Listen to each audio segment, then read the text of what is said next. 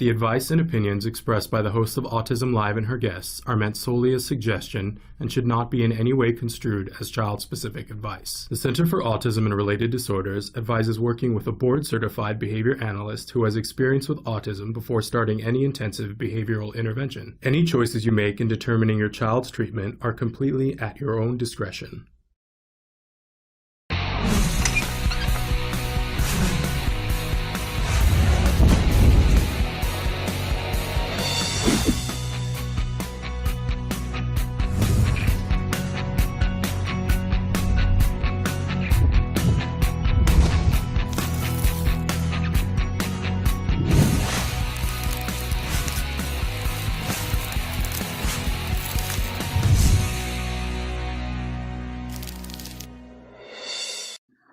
Good morning and welcome to Autism Live. I'm Shannon Penrod and we're coming to you live from many different locations around Southern California. So thrilled to be here with you this morning.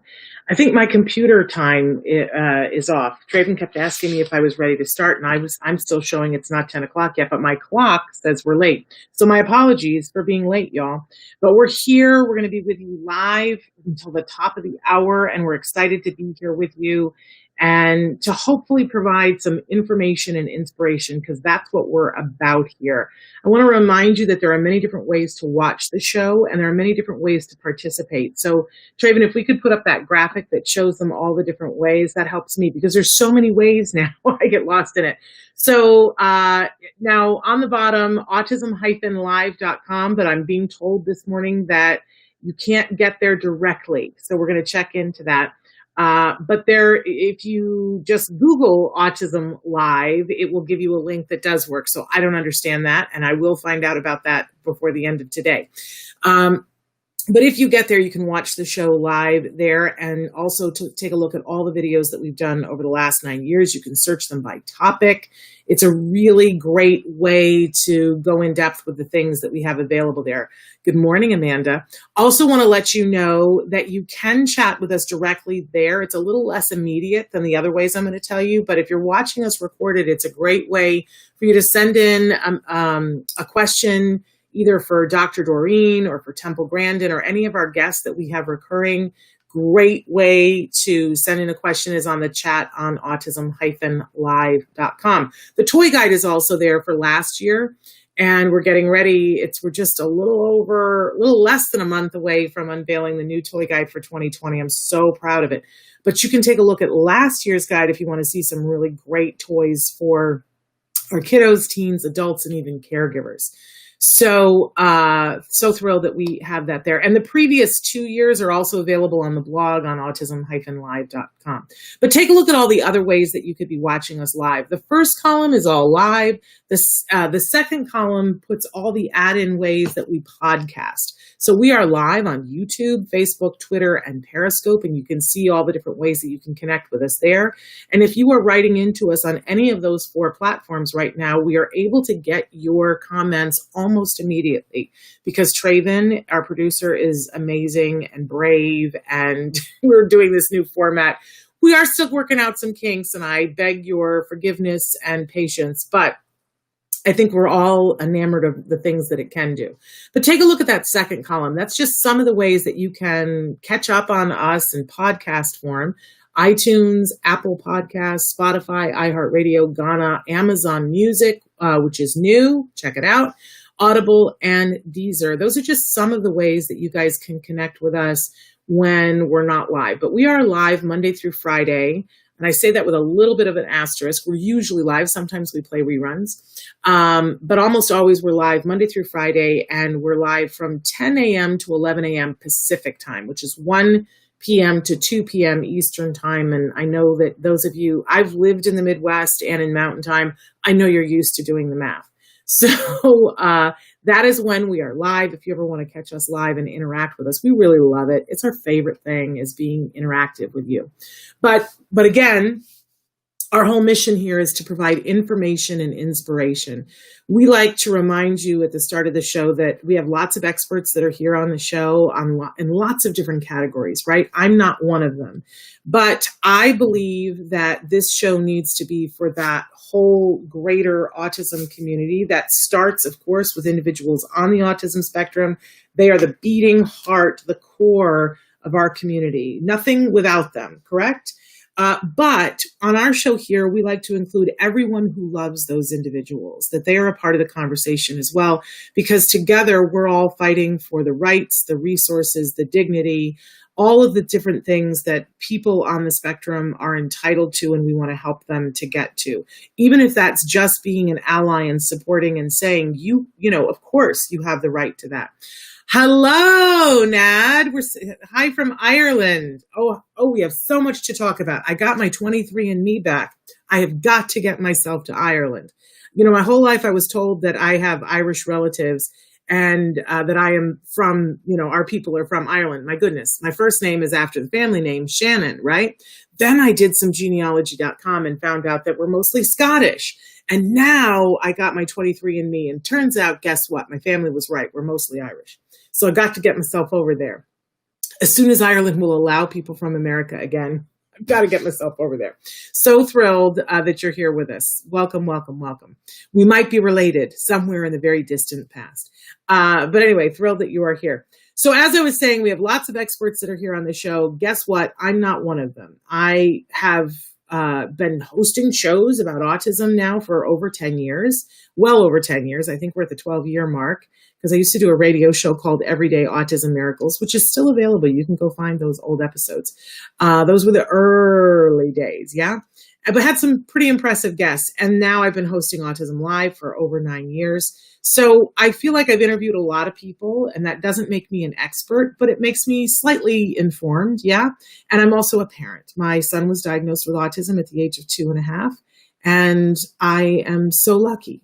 And I know that I'm lucky because we fought for a lot of different services for him, and we asked a lot of questions, and then when we found answers, we followed through on them. I'm going to admit to that, and we had really good help, but we got lucky too. And let me just acknowledge that.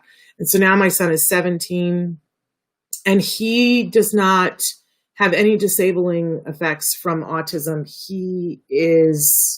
And this unique individual has this brain that is beautiful, that allows him to do things that I can't even conceive of. But there's nothing holding him back. And that's because he got good resources, and he is not changed.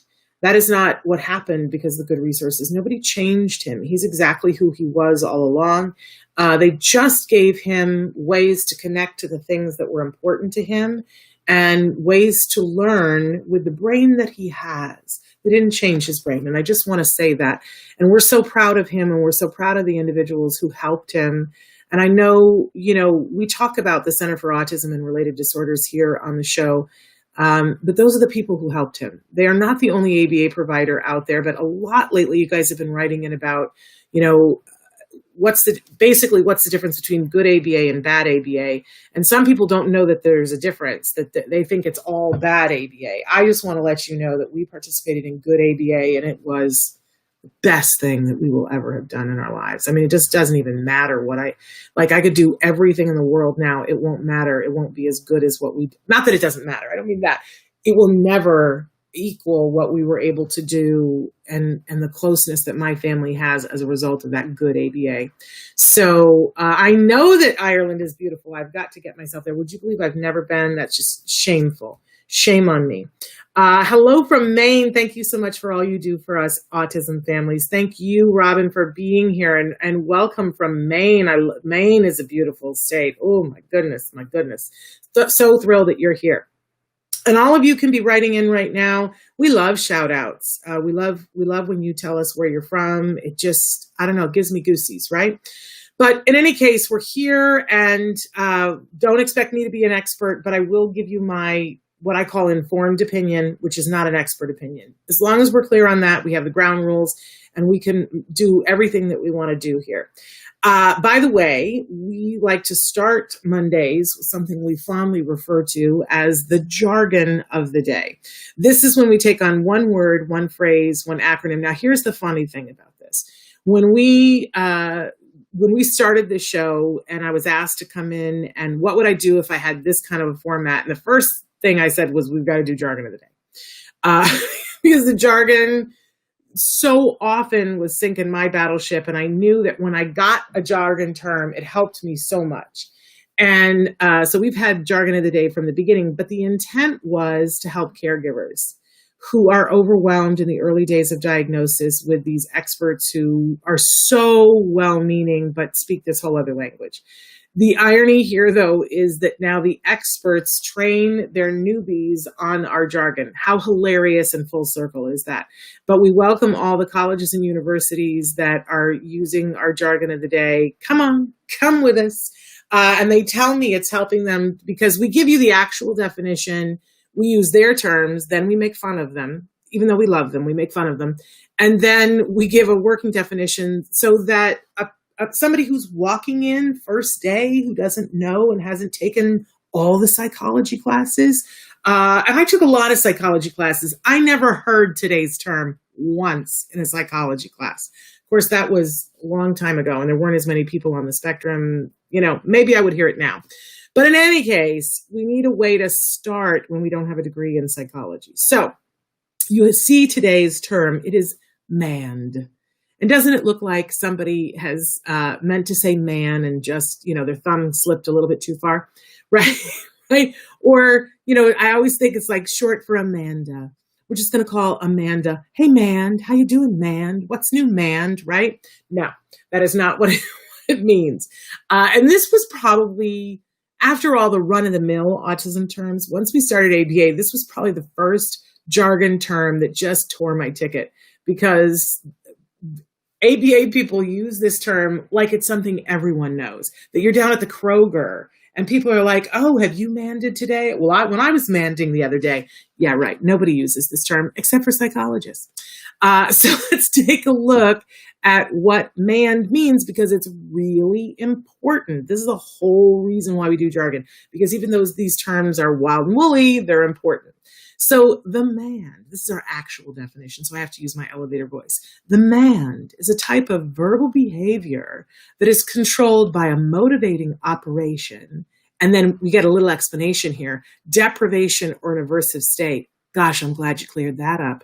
And is followed by specific reinforcement. The mand specifies its own reinforcer.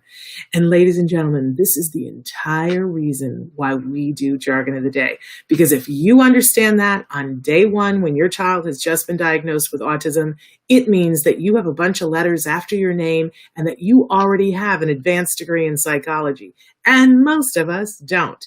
So this is, if I don't know what a mand is, I don't even know for sure what verbal behavior is and what's a motivating operation.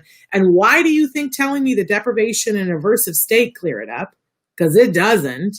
And it's followed by a specific reinforcement. What is that? And the mand specifies its own reinforcer. Kill me now.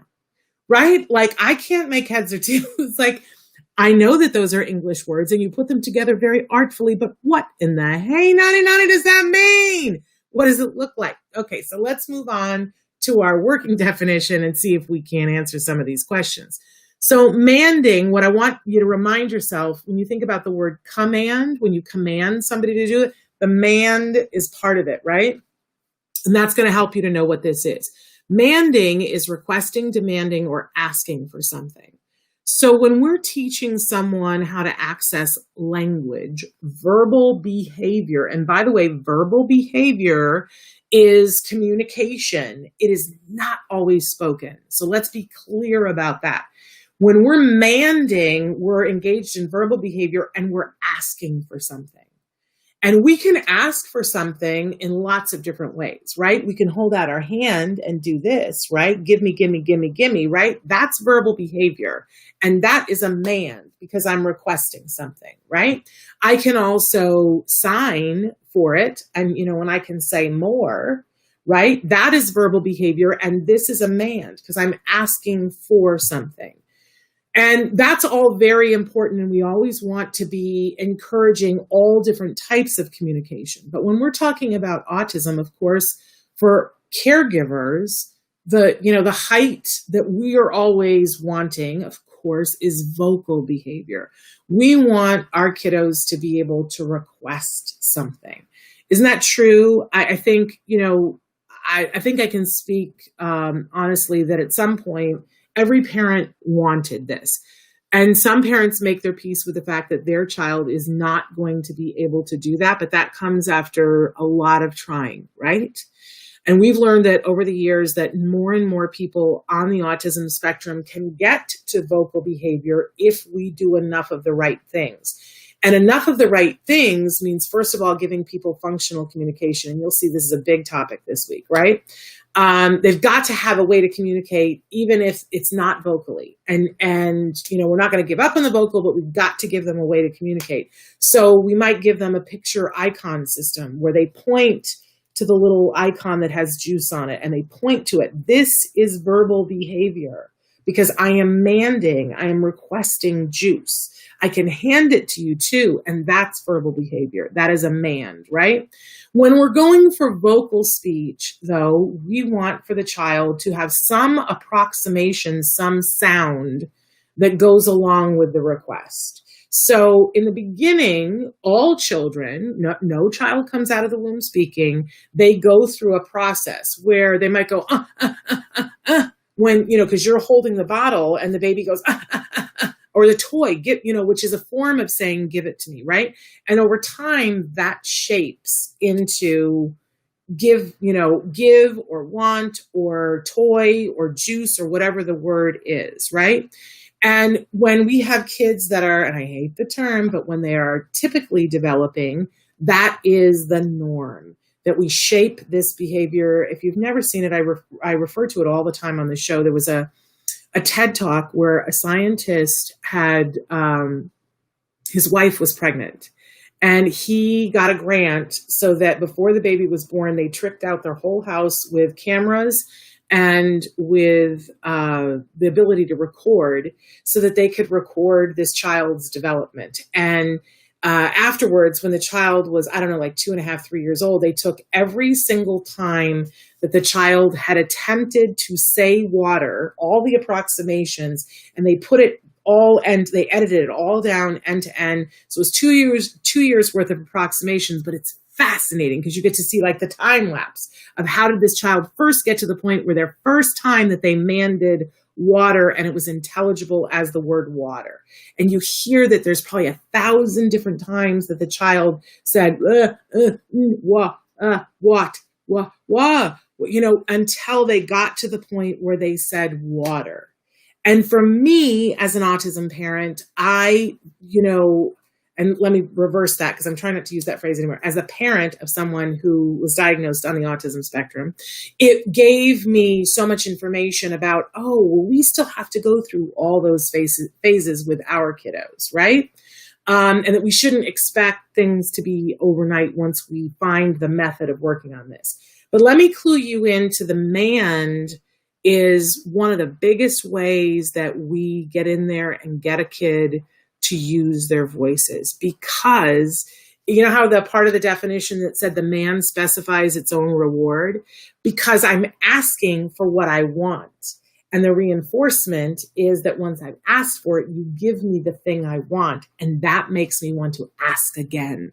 Because if I can ask you for $1 million and you give it to me, how crazy would it be for me to not ask you for another $1 million, right? Or a cookie or juice or whatever. It is actually directly reinforcing if I ask for the thing and you give it to me.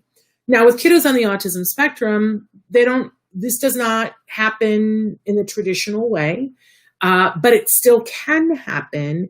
But sometimes because our kids are late to speech, their facial muscles aren't there. So they think they're asking for something, but we don't understand what they're asking for, right? And sometimes we get into that phase where mom understands because mom's around them all the time, but the teacher doesn't understand. And so it's frustrating for the kiddo. I'm asking for the thing I want and I'm not getting it. And sometimes we see that they will act out when you don't give them what they wanted because they thought they requested it. So we want to get this man thing going.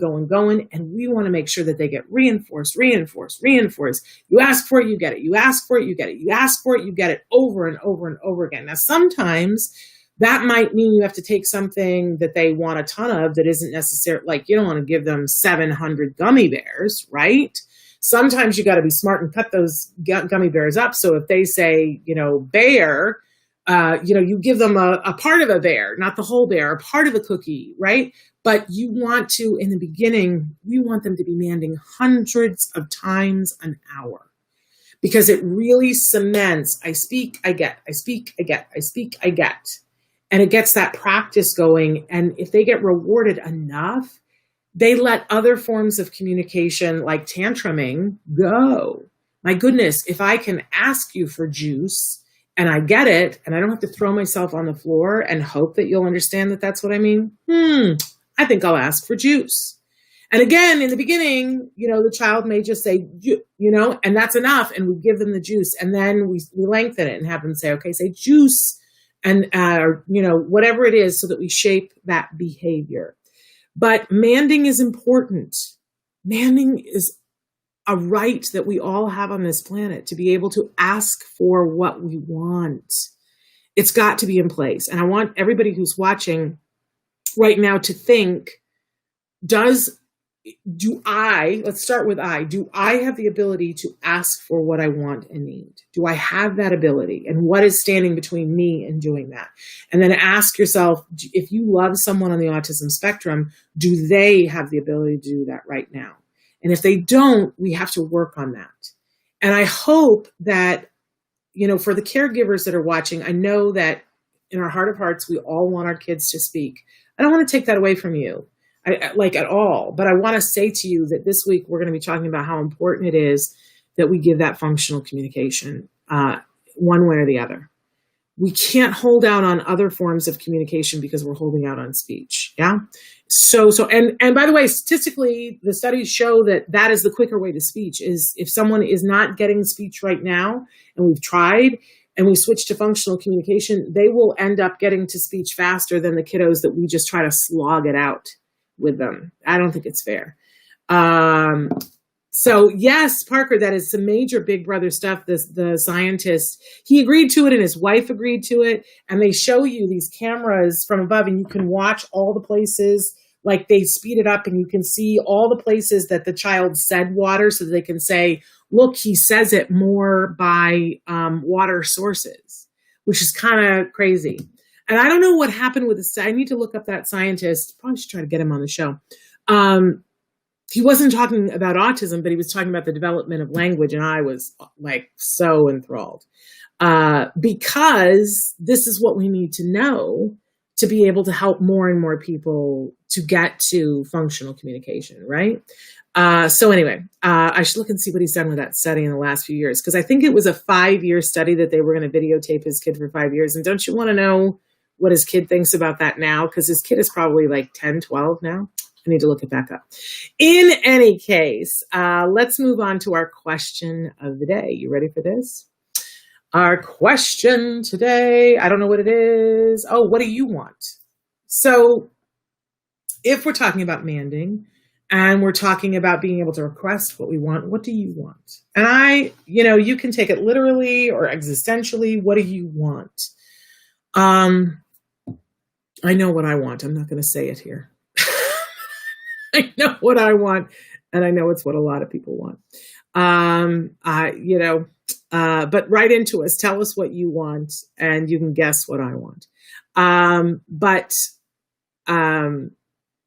I will say this, that my son said to me yesterday, because we're filling out the college applications, and I just wanted to get a feel for so much in his life is going to change in the next year. And he's never been through this. He doesn't have an older sibling. He hasn't been around a cousin as they went off to college. And I said to him, when you picture next year, what do you picture? And at first he said, oh, Mom, I really don't want to talk about this. And I said, oh, okay. And then he said, well, I just picture everything being normal again. And I said, what, you mean like you picture, being at home with mom and dad and going to college from home? And he was like, oh, you mean that? He said, I just mean the world, Mom. I just mean the world. I just want us all to be able to go outside again and go where we want to go, do what we want to do, talk to who we want to talk to, and not be worried all the time about, all of this nonsense. And I was like, oh, amen to that. Somebody wrote in, God answer everyone to treat everyone the way they want to be treated. That's pretty powerful. That is pretty powerful. So write in, what do you want? What do you want? I love Dr. Phil says, you got to name it to claim it. What do you want? Okay. Moving on. We always have a topic of the week, and, sometimes, we talk about this on the show that you come to the show and you don't even know what you'd like to ask. We always say to you, ask our experts a question, but sometimes you don't even know what to ask for. Sometimes you don't even know what the question is. And I do think that one of the great things about this show is that you can hear other people ask questions and go, oh, I didn't even know that was a question. I didn't even know that was a thing. And that sometimes watching other people, you go, oh, somebody asked about this, which has made me think about this. Can I even ask for that? And I think that in life, a lot of times knowing what to ask for is the thing. And I see this a lot in the autism community that, especially if you're overwhelmed and beat down and you're used to things being a certain way, and then you meet somebody who is having some service or resource or something that you didn't know about, and you go, what? That's a thing? And they go, oh yeah, you didn't know? Because you didn't even know to ask for it, right? So one of the things that I wanted to do with this show is to create this sort of hive mind where people could ask questions and other people could learn from it.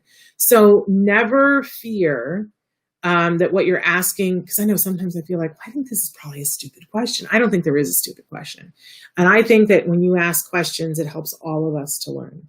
And somebody says, I want to know about biomedical and giguative enzyme and detox, please. Well, I will get somebody on here to talk about that. I think it's probably digestive enzymes. Because I was like, I don't know what giguative, and maybe I'm wrong. Write to me, but I think it's digestive enzymes. I will get digestive. Thank you, and you did write that. So, okay. So I will get somebody on here to talk about that. I will do that. And somebody else said, so true. Just found out about that respite was a thing, right? And if you're in the state of California and you have not registered for IHSS, we need to talk. I didn't know. I know I went to the Social Security office one day when things were really bad and we didn't have enough money to pay rent.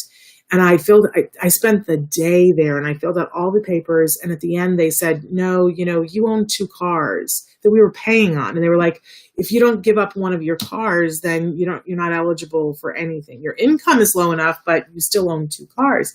And my husband worked and I needed the other car to take my son to therapies. And I was like, what? I have to give up one of the cars in order to, and they didn't tell me what I would be eligible for. They didn't tell me anything. They were not helpful. And years later, I found out that we didn't have to be destitute and it wasn't about the 2 cars, but I didn't know what question to ask.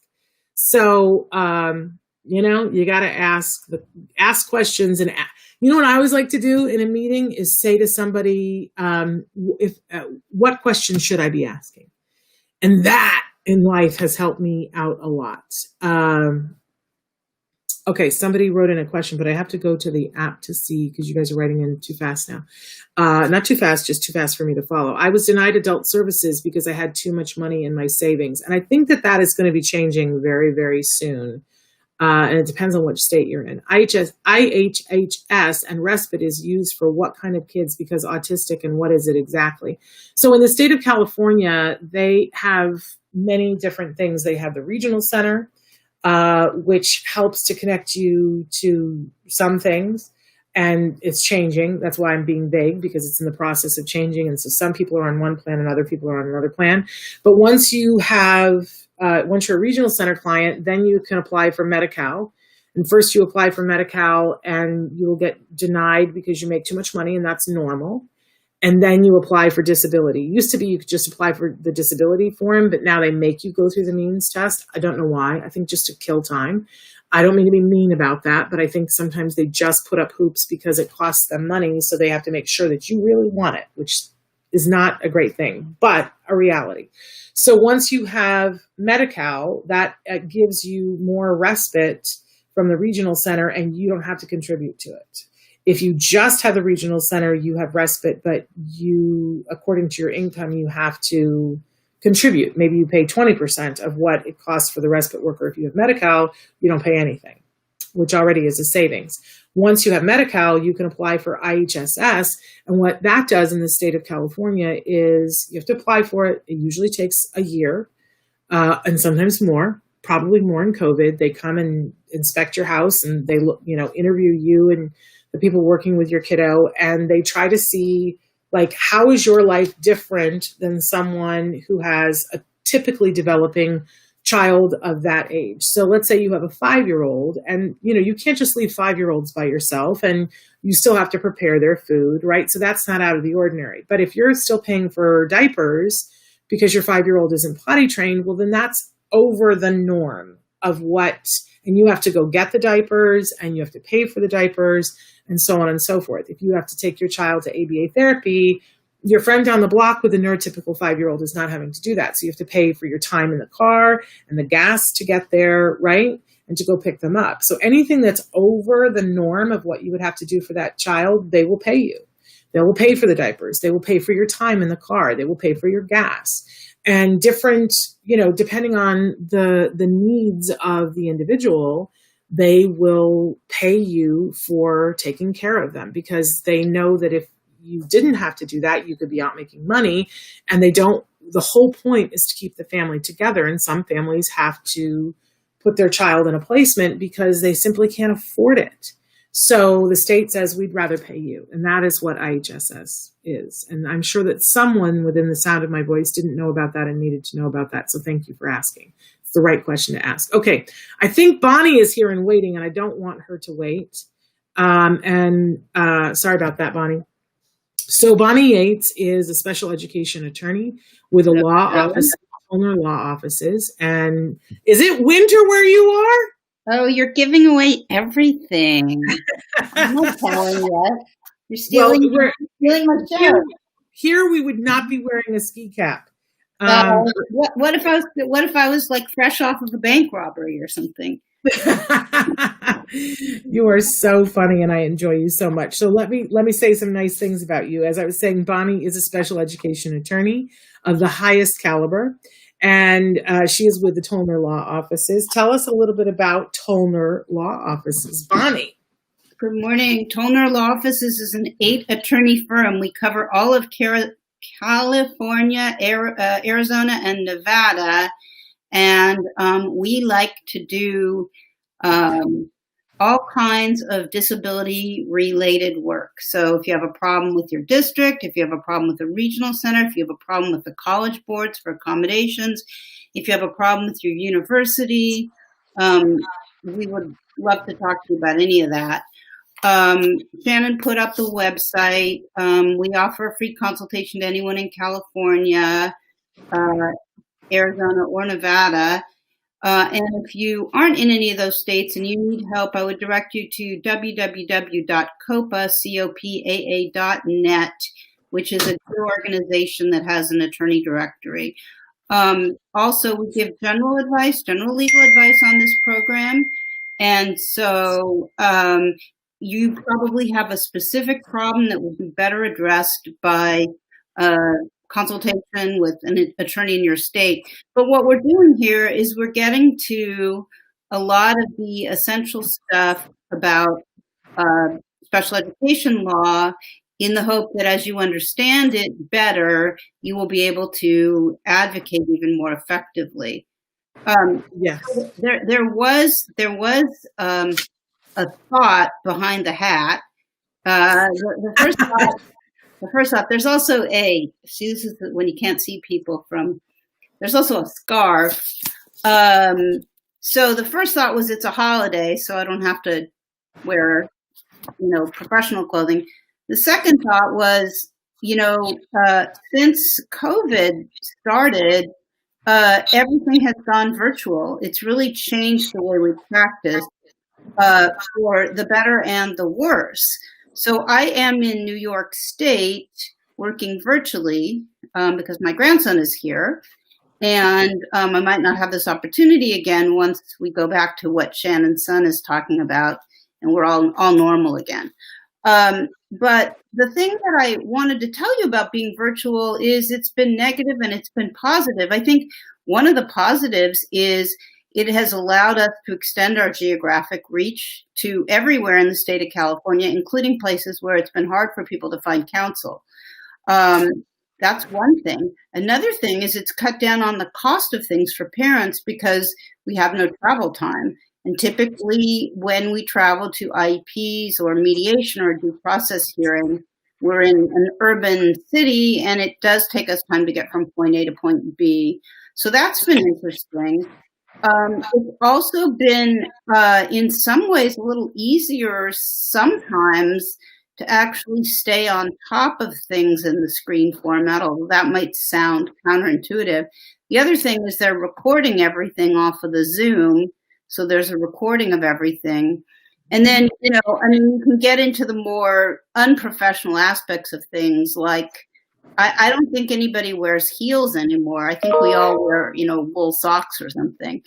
Also, I find that when you're in your own environment, if you need to step away and get a glass of water, there's like nobody sort of making you feel as if you can't do that. So these are maybe some small things that we should, carry back with us when we go back into real life. If you're recording on a phone the way I do, you have to be careful because if your client sends you text messages or you get phone calls, it'll interrupt your recording. So you got to put your phone on airplane mode. And then there's this ability to just sort of black out your face if you need to do something for a moment. So we are virtual for the moment. And actually, if the choice for us would be to meet with you virtually over Zoom, which we do all the time, or to meet with you face-to-face in an office with both of us wearing a mask, I think I'd rather just meet with you on Zoom. So, Zoom is always an option if you want to talk to one of the TLO attorneys. So just we have questions. But I wanted to shamelessly plug, and she doesn't know I'm going to do this, Melissa Schomburg-Lander, who is, you know her, Shannon? Oh, yes. Okay. She's been on the show many times. Okay. Well, she's the IHSS expert, and she knows it, and she doesn't overcharge. So that's my comment about IHSS. Go get some. Absolutely. So she's with Standout Advocates, you guys. Yes. Google Standout Advocates, and she's been on the show and talking about it. She's amazing. And yeah, I agree with you. She is the expert for that. Okay, good. So then I have stuff for everybody, but we were going to do the questions first, right? Okay. Yes. Now shall I read the first question? You shall. Okay. My 5-year-old nonverbal child is in kindergarten. We have decided to only go to school 3 hours a week during distance learning and to use the rest of the time to maximize ABA and speech. The issue we are having with the school is that they are making an attempt to teach a concept, and if he doesn't get it, they just move on to the next concept. We tried talking to them about this, and they said they can't modify the curriculum for him and that it is our fault because we haven't given him enough hours. First, doesn't IDEA stipulate something about modifying the curriculum? My child is not in school so that he can have medically necessary treatments. Does that give them the right to just teach over him and force him to never learn the goals he has in his IEP? I am in Louisiana. What words would I need to say in an email to get them to teach, assess, reteach, and reassess before moving on to another goal? Well, you're not going to get that if you're opting out of most of their program. They're never going to cooperate with you. So can I ask then, because I actually had an opportunity to talk to this parent. I would think Bonnie, that they would say we're not going to get to all of the goals in the IEP, but I'm concerned about she is having the child go 3 hours a week and that they are not even attempting. They throw a concept at him and he doesn't get it. And then they move on to the next concept. It's like those 3 hours are like torture. Right. But the district knows that parent's never going to be able to make a successful case doing 3 hours a week. What she needs to do is have an IEP and work out a schedule with them. She has to at least try to cooperate with them and try to argue for and get in place a modified distance learning program. And she's right that the district has an obligation to modify curriculum, accommodate and modify curriculum. But I'm just being very practical on this one. If you're only doing 3 hours a week, what are you getting out of it anyway? Wouldn't you be better off just opting out totally or doing an independent study or home hospital or homeschool? I don't really see the value in 3 hours a week. If you want to set up a case against the district, that's certainly not going to work. And I don't think she wants a case. I think she wants them while he is there to teach him. They're never going to agree to cooperate with 3 hours a week. And what she might get is they might file for due process and seek an order to actually implement their IEP. What happens when that happens? I've had that filed against me, and I fared fine through it. But what happens if you are doing a medically necessary treatment, and she has a note that says that? What is the treatment? ABA. She's doing good quality ABA in the rest of the time. And can a school order you to stop doing that and bring your child to school? Well, are you asking me during COVID, or are you asking me if in regular life? I guess ever. They can't compel you to do that, right? I mean, how old is the student? 5-year-old in kindergarten. Okay, well, he's 5. So in California, I don't know what the Louisiana rule is. In California, compulsory education is age 6. Yeah. So in California, you don't have to do any of that, and they can't do anything to you. But generally speaking, here's what I'm seeing, and I don't want to sound harsh, but I think this is the reality. I haven't talked to a single parent yet that's happy with their distance learning plan. Yeah. So that leads me to conclude that it's a problem with the distance learning plan, not the parents. But what the districts are doing is they're kind of stepping around the steaming pile of distance learning plan and doing what they always do, which is saying, we think he's doing well in our class. In this case, he's doing well in our distance learning program. If you want to try to get something additional from the district, you're going to have to engage with them and get what we call try and fail data.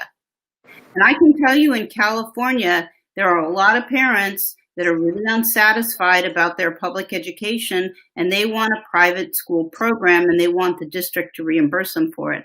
I can promise you that the hearing officers that work for the state of California that were furloughed at points when the budget is bad are not going to award private school programs to people who don't try the district program first and create try and fail data.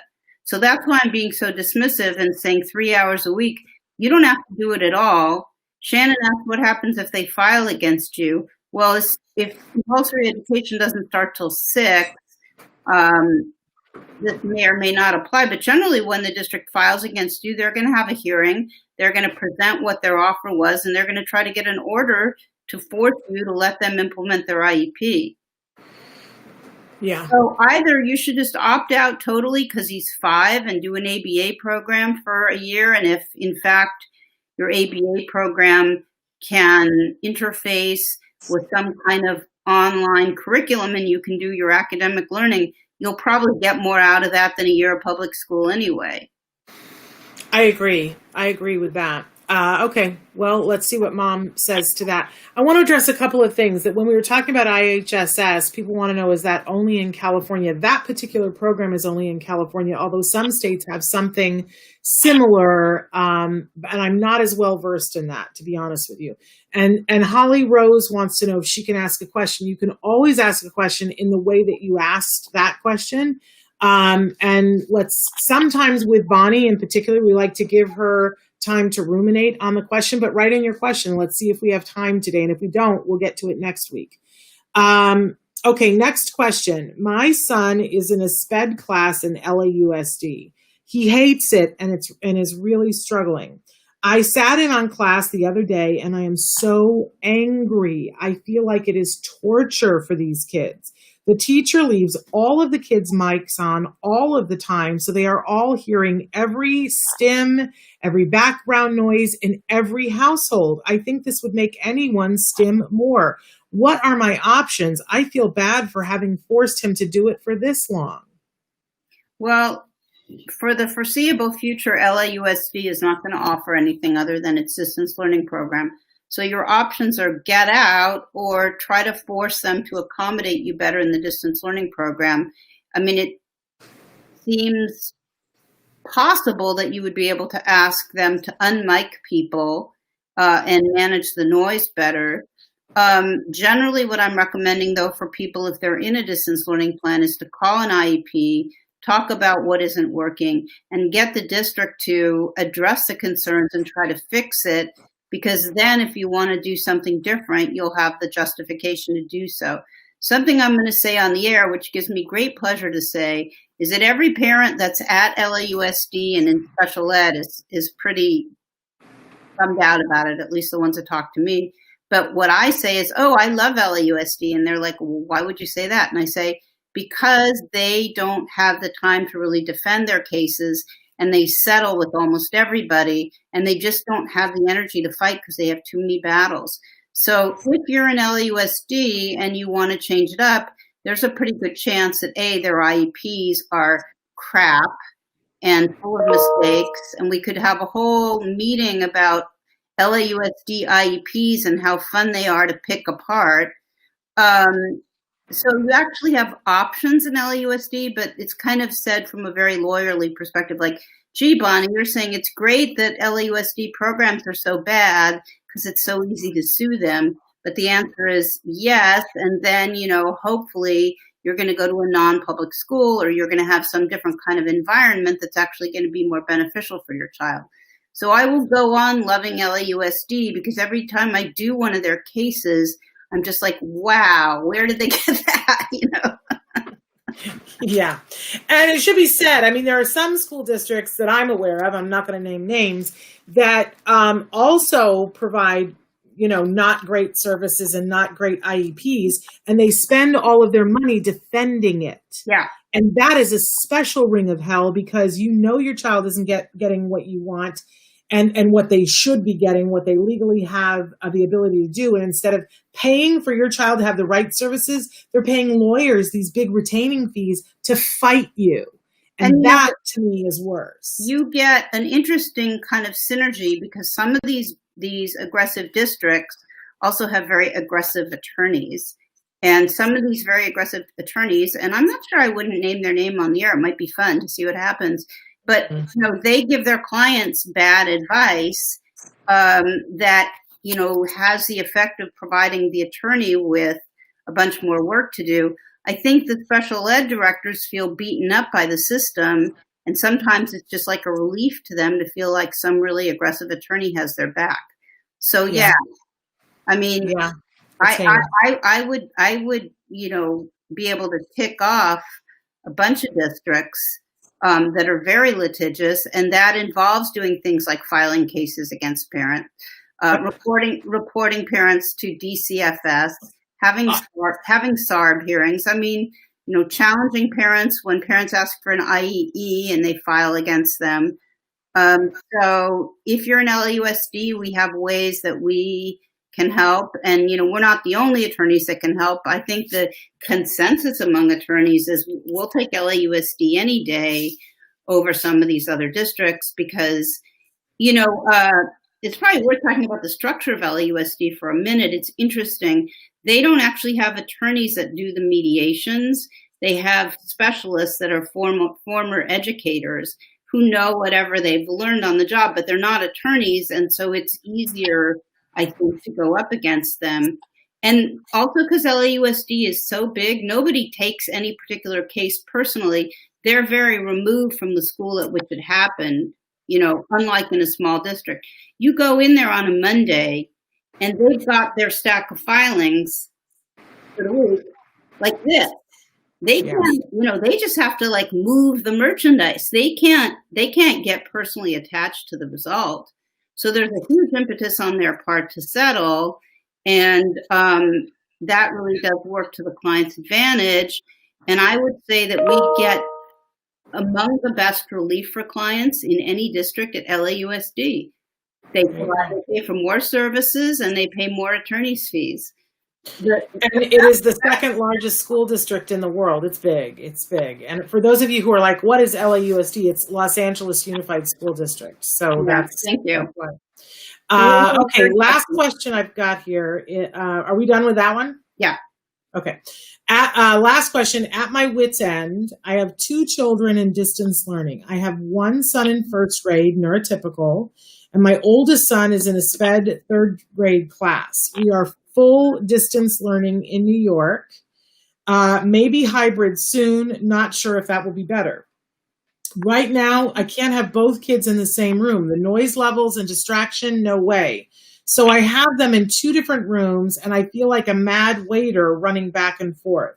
My youngest son is getting the worst part of the deal because I have to be with my older son most of the time. When school is in session, he has a full-time aide. There are 2, so they overlap. He is never alone. At home, I am the aide. I used to work. Thank heaven I was furloughed. But if I get called back to work, ... what exactly do they think my role is? How are other people doing this? It seems crazy. Everyone keeps talking about how hard this is for the teachers. Really? I think it's a lot harder for the parents, especially those of us with severe children. Is there something I should be doing? Well, for an additional perspective, a lot of the teachers have young children. I think this is hard for almost all of us. It's a lot easier for me because my children are grown up and my grandson is not in, play through whatever. Right. So I think it's hard for a lot of people. And it's hard for the college students that are not being able to have that experience that they worked for. But that said, there aren't really great answers to what to do in your situation. You can look for childcare. Some districts are doing, childcare. None of these options is free. You could hire a tutor for your non-SPED kid from Indeed.com, or you could really try to tighten up your special ed students' distance learning plan and potentially get some services in the home or have him go back to a school site if your school district is open for any kind of, site-based learning. But since you're in New York, maybe you want to call Barbara Ebenstein or email her, Ebenstein. She is more knowledgeable about state law than I am. She's a masterful attorney. She's also a hearing officer, but only in New York City and on Long Island. They have a different system. So I would ask her if she has any better, more specific ideas. But obviously, I don't see how you can do that. I don't see how you can be in 2 places at the same time. And I think, honestly, what sort of happened is people have been pretty much left to fend for themselves. There hasn't been, we had some districts in California, though, that started offering childcare, which I thought was kind of unexpected and amazing. But again, I don't, even though I am here in New York and there's a teacher across the street who teaches locally, I could ask her. But I think basically you're either looking at attacking or beefing up your distance learning plan or getting a bunch of support for your other child, which involves money. So I'm not trying to say these things grow on trees, but the options are really limited. In New York, the school district opened schools in Queens and Bronx and some other places. They were open for 3 days. The infection rate went up over 3% and they closed them again. Yeah. When you say childcare, what exactly are you saying? So somebody comes and hangs out with? Well, are you talking about district provided daycare? Or are you talking about in the home? When you were saying that some districts were here in California. Yeah, Glendale Unified opened up a bunch of school sites and started providing daycare, childcare. So is that for We their can't open for teachers? school, but we can open for childcare. Okay. That makes no sense to me whatsoever. It's just So- a way of working within the rules because childcare is considered essential, I guess. Wow. Yeah, Glendale Unified, check it out. All right. I'm just trying to see. In this case, both of her kids are in school, so I don't know. But I think it's worth. Like one of the things that we've been saying. Yeah, she can't even stagger their school. Right, that's a problem. Yeah. And some schools are doing the asynchronous so that you could stagger it. That's something that's potential if they were doing that. But in California, you're required to have some synchronous every day, so you have to be present. I don't know if it is. Do we know if it's that way in New York? I know nothing about New York except for that the bagels are so way better than California. I'm sure the Lox is too, Bonnie. I'm sure the Lox is better too. And let's face it, the pizza is better there than anywhere. Yeah, but I haven't been to the city once. Well, you have something better. You have something more luscious than pizza. I miss NYC. Yes, I think we all do. But I'm so happy that you get to be there with your grandson because that's its own special reward. We've only got a couple of minutes left, and the other. And first, I'm sorry. What? Yeah, go ahead. So much stuff. Well, next week we can talk about some of the stuff I had for today. Let's just finish up something from last week. We talked about that terrible situation where the child was abused by the classroom teacher.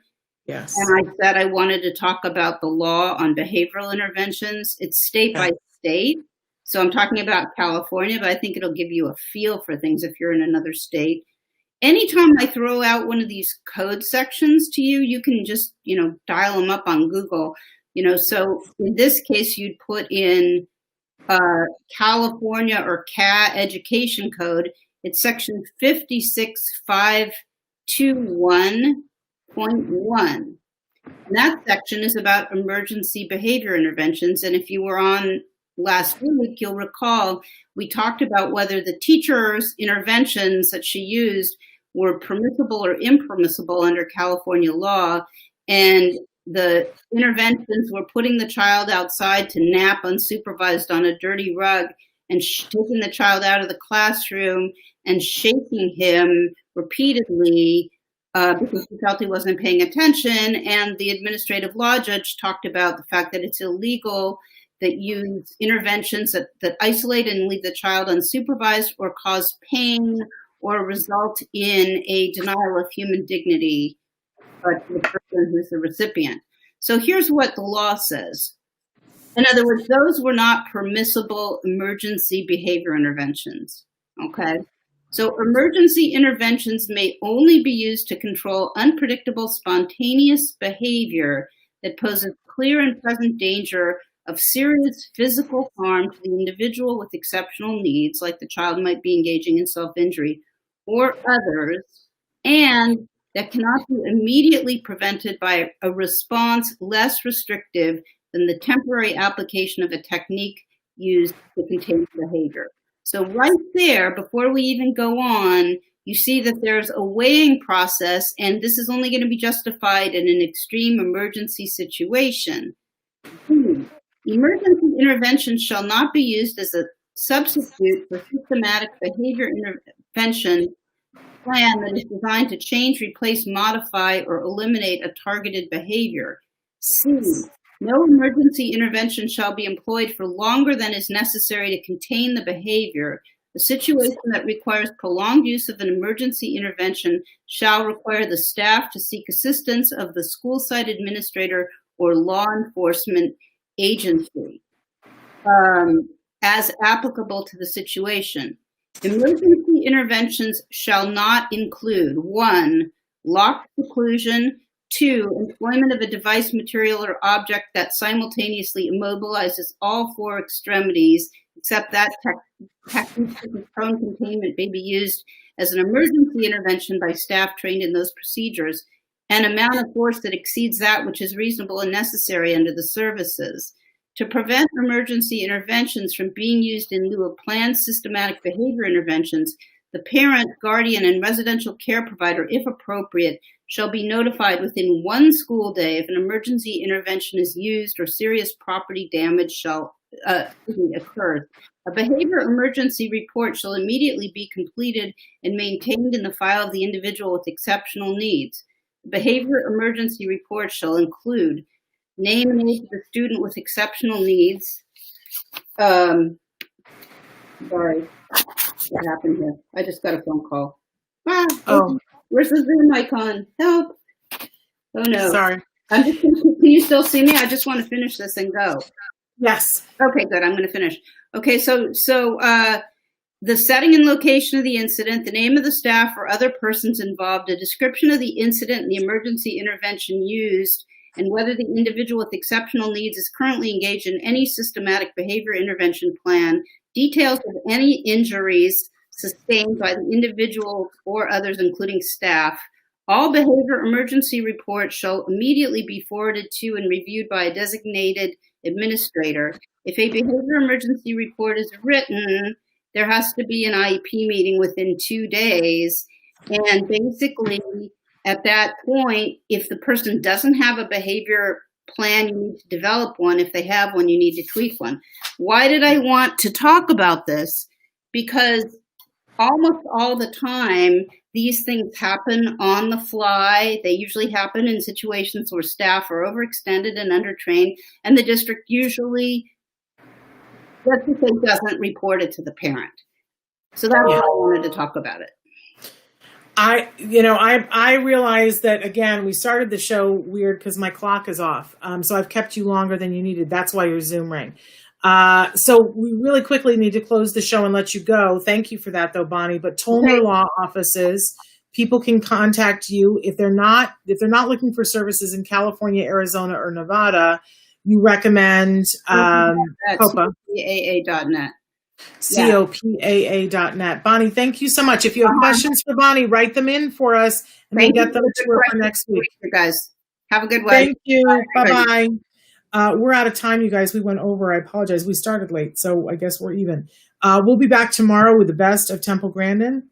Excuse me. Then on Wednesday, we have Dr. Doreen Grampiche is going to be here with us live to answer your questions. And on Thursday, we have Mike Hipple, who's going to be here with us.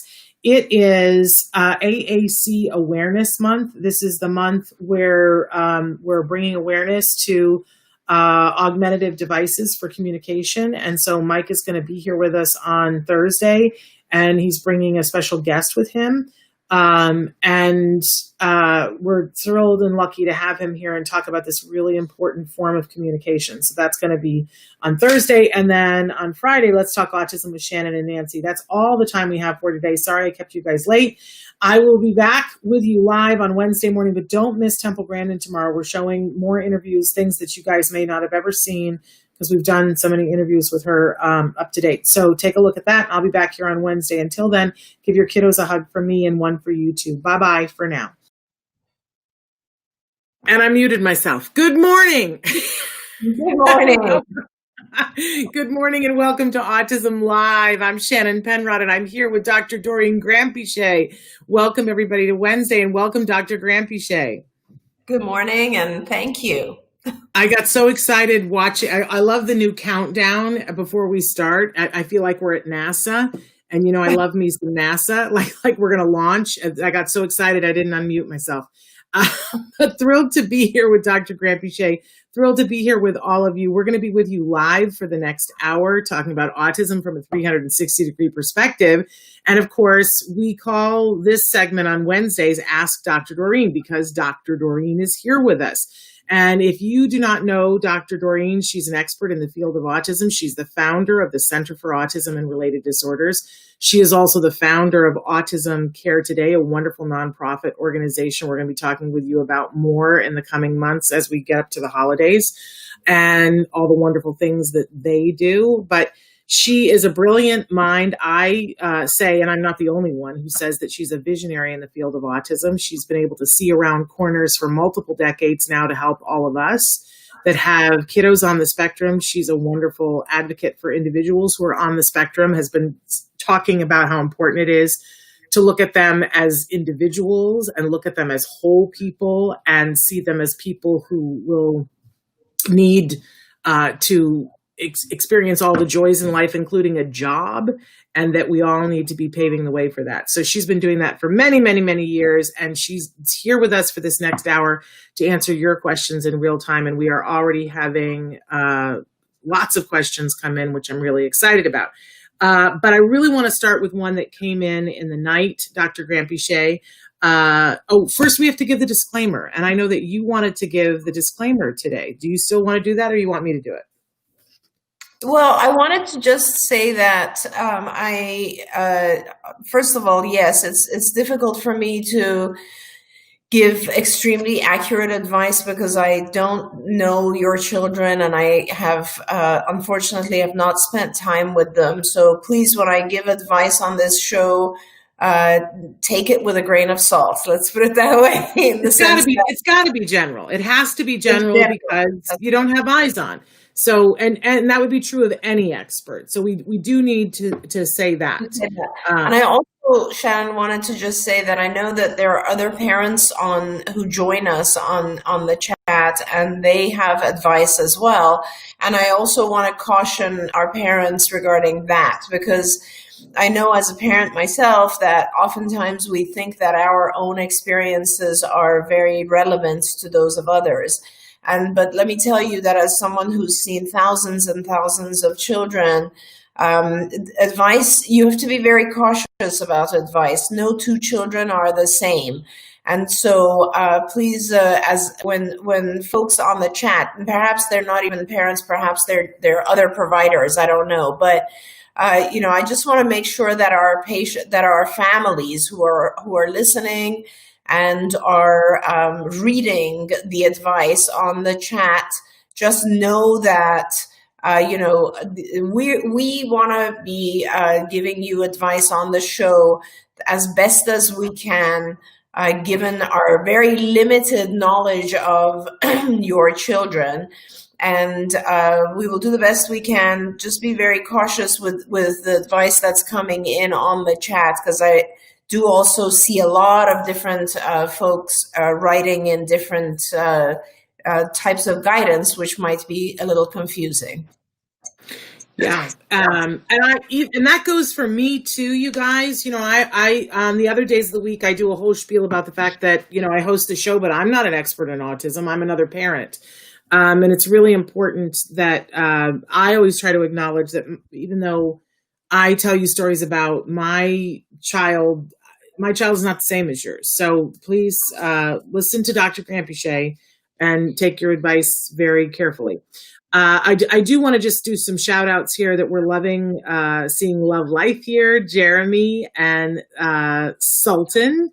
We're thrilled that you guys are here, and I'm going to be getting to some of your questions. I do want to start with a question, as I said, that came in the night. My daughter is 28, so an adult with autism, and went from talking all of her life to not saying a word for about 5 months now. Not doing anything with her hygiene also. How do I get her to shower and to talk again? Okay. Well, if your daughter has been talking all of her life and she is 28 years old, and you are noticing a very significant difference in her behavior over the past 5 months, without knowing her, without having seen her, I would have to conclude that she might be experiencing depression as a result of COVID. 5 months is just too much of a coincidence. We all kind of started experiencing quarantine around, middle of March, I think. And a lot of people and that would be about 6 months ago, 6.5 months or so, 7 months maybe. And it does, maybe the first month might have not been so tough on everyone because we were kind of expecting things to change. But by now, I have actually seen a lot of increase in depression in a lot of our folks, a lot of our patients. And I will say that, and it's understandable. And I want to say that when you have something as sudden as she doesn't want to talk to us, and also she's given up on hygiene, giving up on hygiene is a very clear sign that there's maybe some depression going on.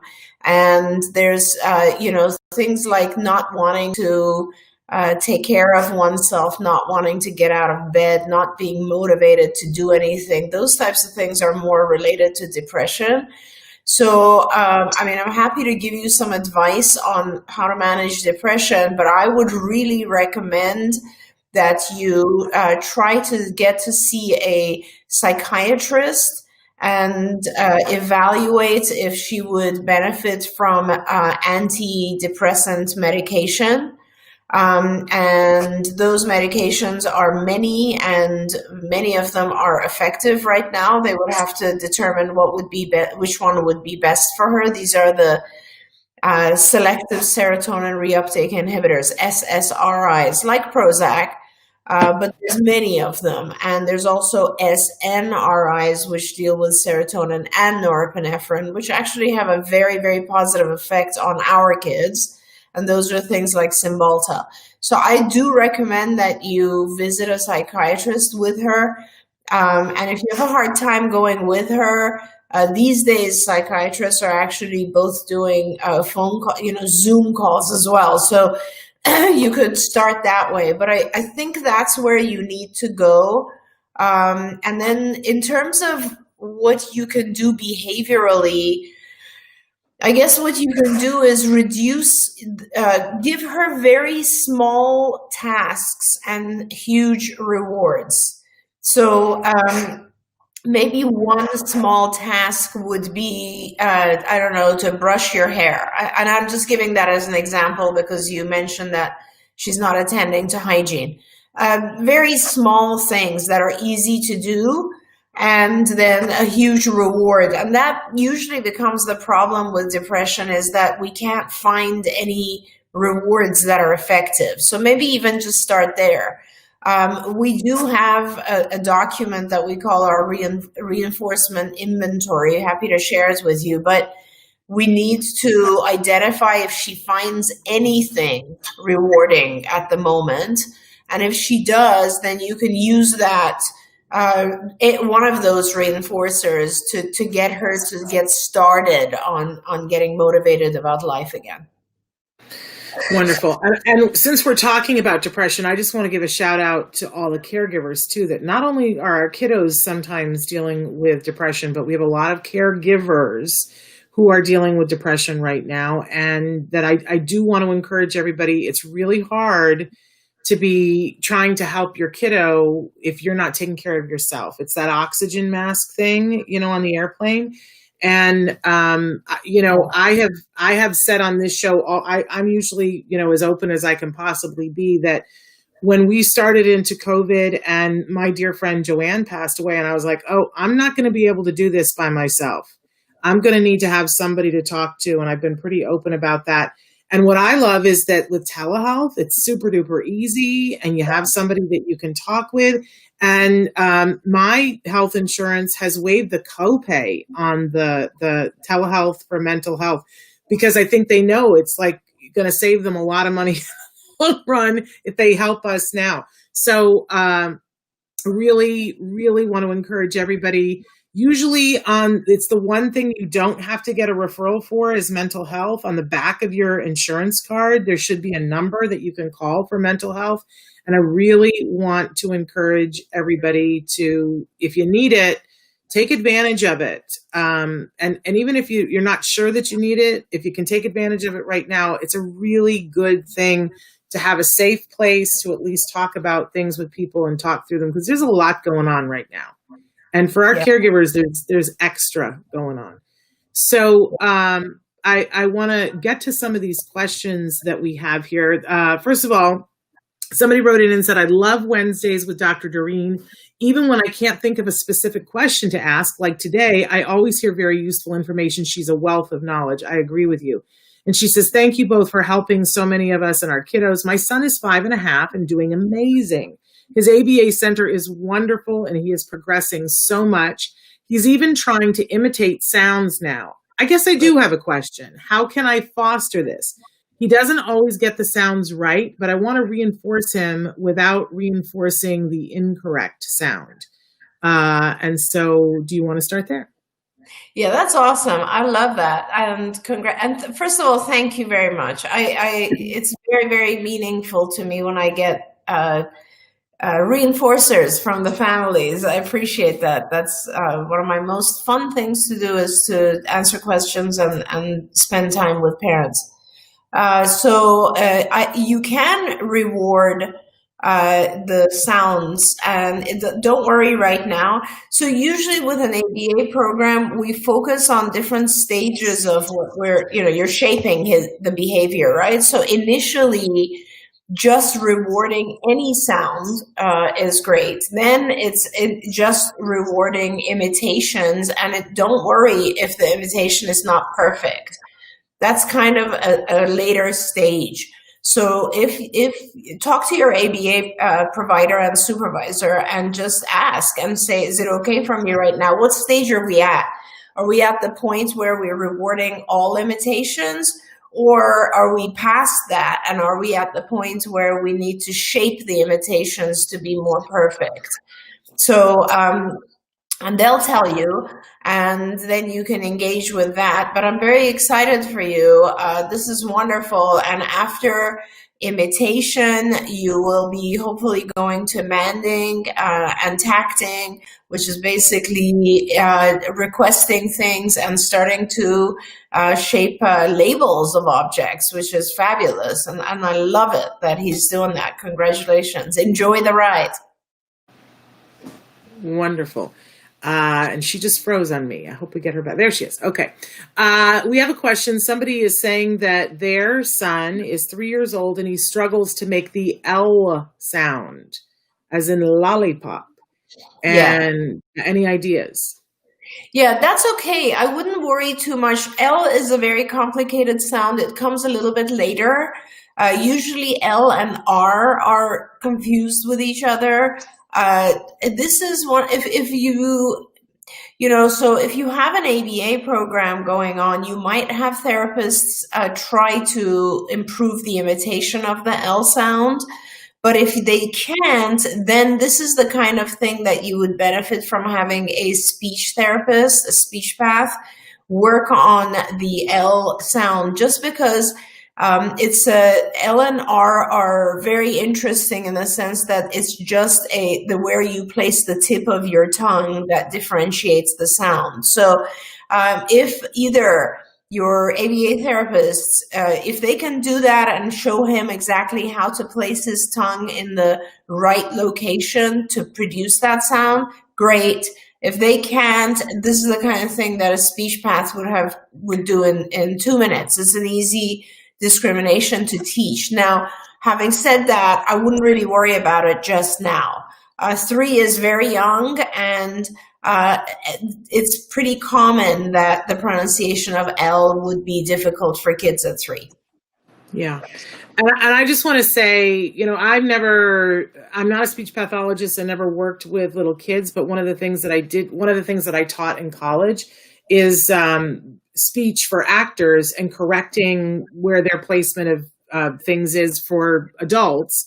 And there are tons of exercises that strengthen the tip of the tongue, and the things that you can do with little kids. And there's stuff on Pinterest about it, whether, it's playing tongue games where you stick your tongue out and then try to get them to imitate that. If you stick your tongue, I don't want to stick my tongue out for all of you because there's enough violence on television, right? So, but to get them to imitate, and things as simple as licking a lollipop or a popsicle strengthen the tongue.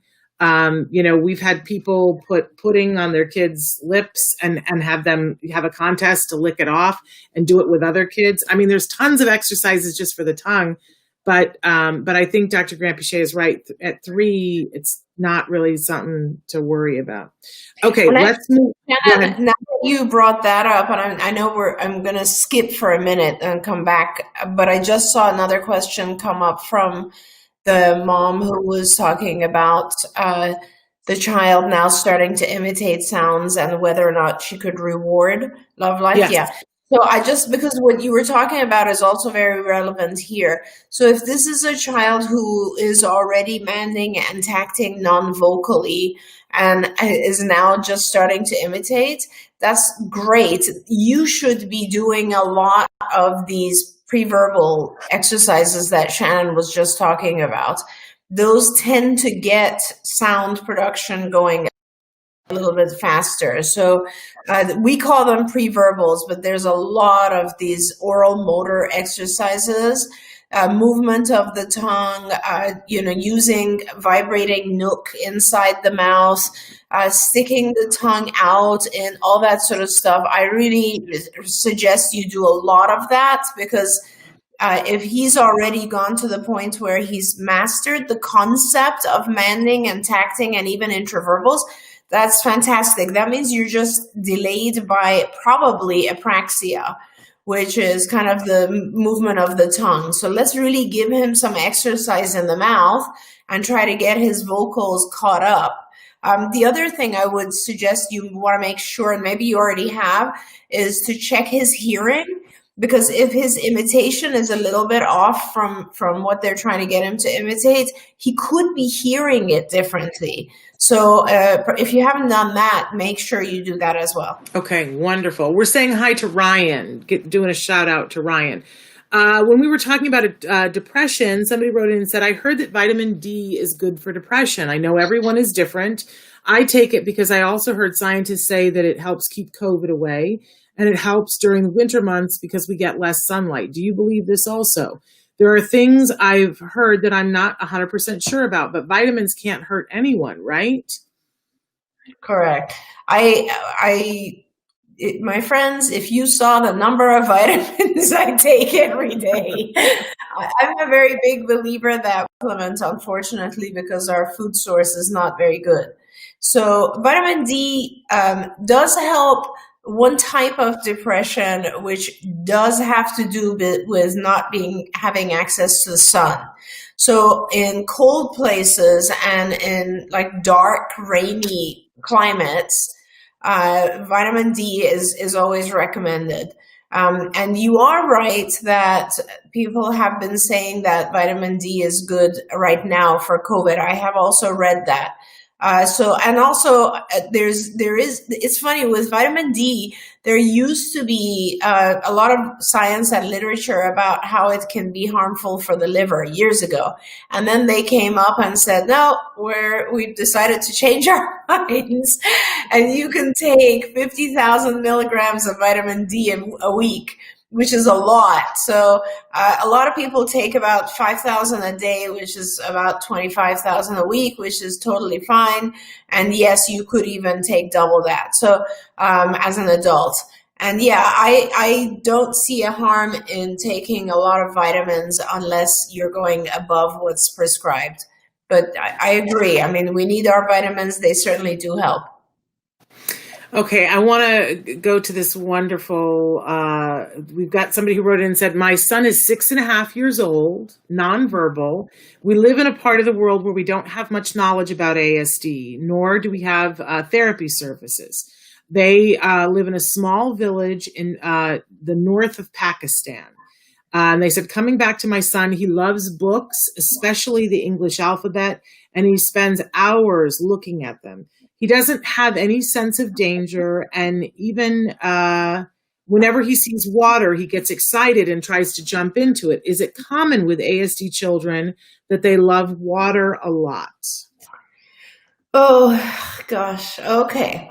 Let's start. First of all, welcome, and we love having you with us on this show, and thank you for joining us. I don't know how you found us, but I'm really happy that you're here, and we're going to do our best to guide you, not just today, but I hope you will keep coming back so we can keep things moving.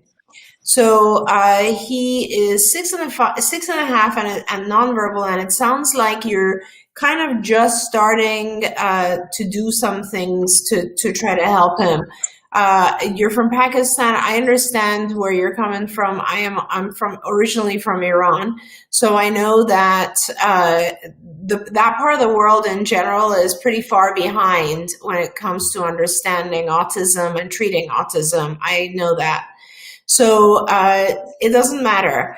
We don't care about labels.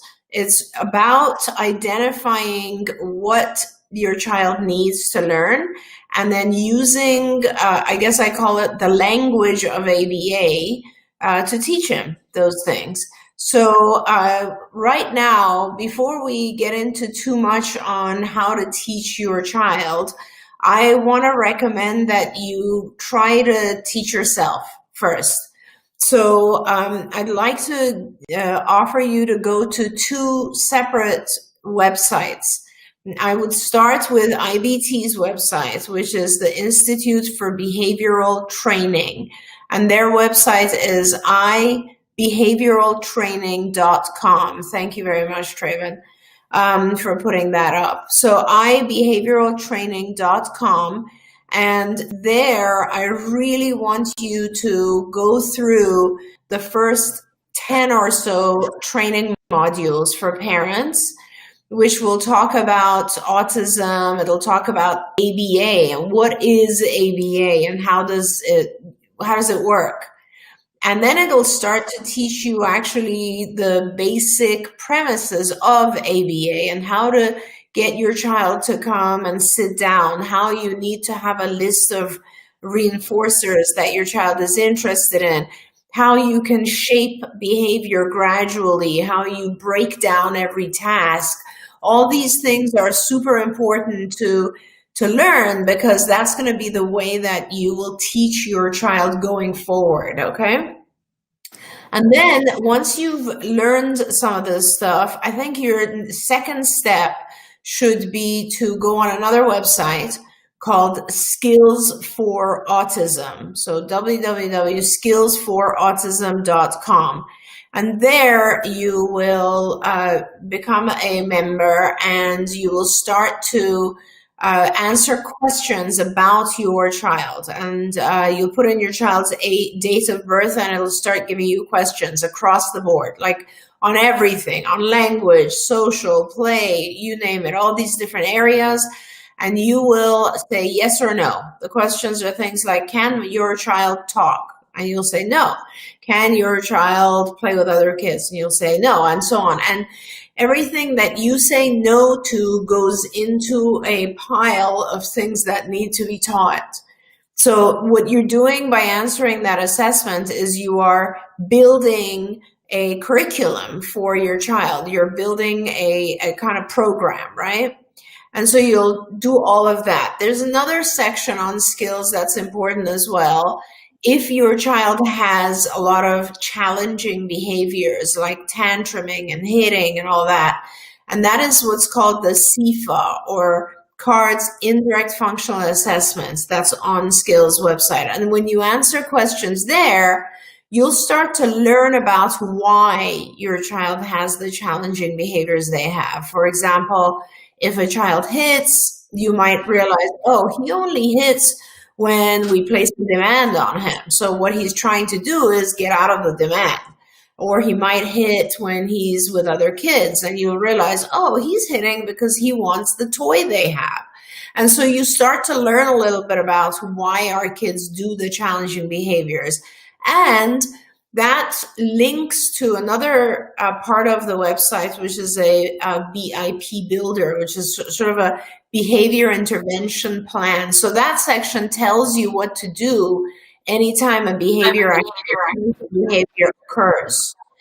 So now you've learned how to do a little bit of ABA from IBT, and you've figured out what your child's challenging behaviors are, and you're in the process of answering that assessment, so you're figuring out everything your child needs to learn. Now I need you to go and find friends or neighbors or family or people who are going to help you. Because you can't do this alone. It could be teachers as well, but these are people who have to be supportive, available, and willing to learn.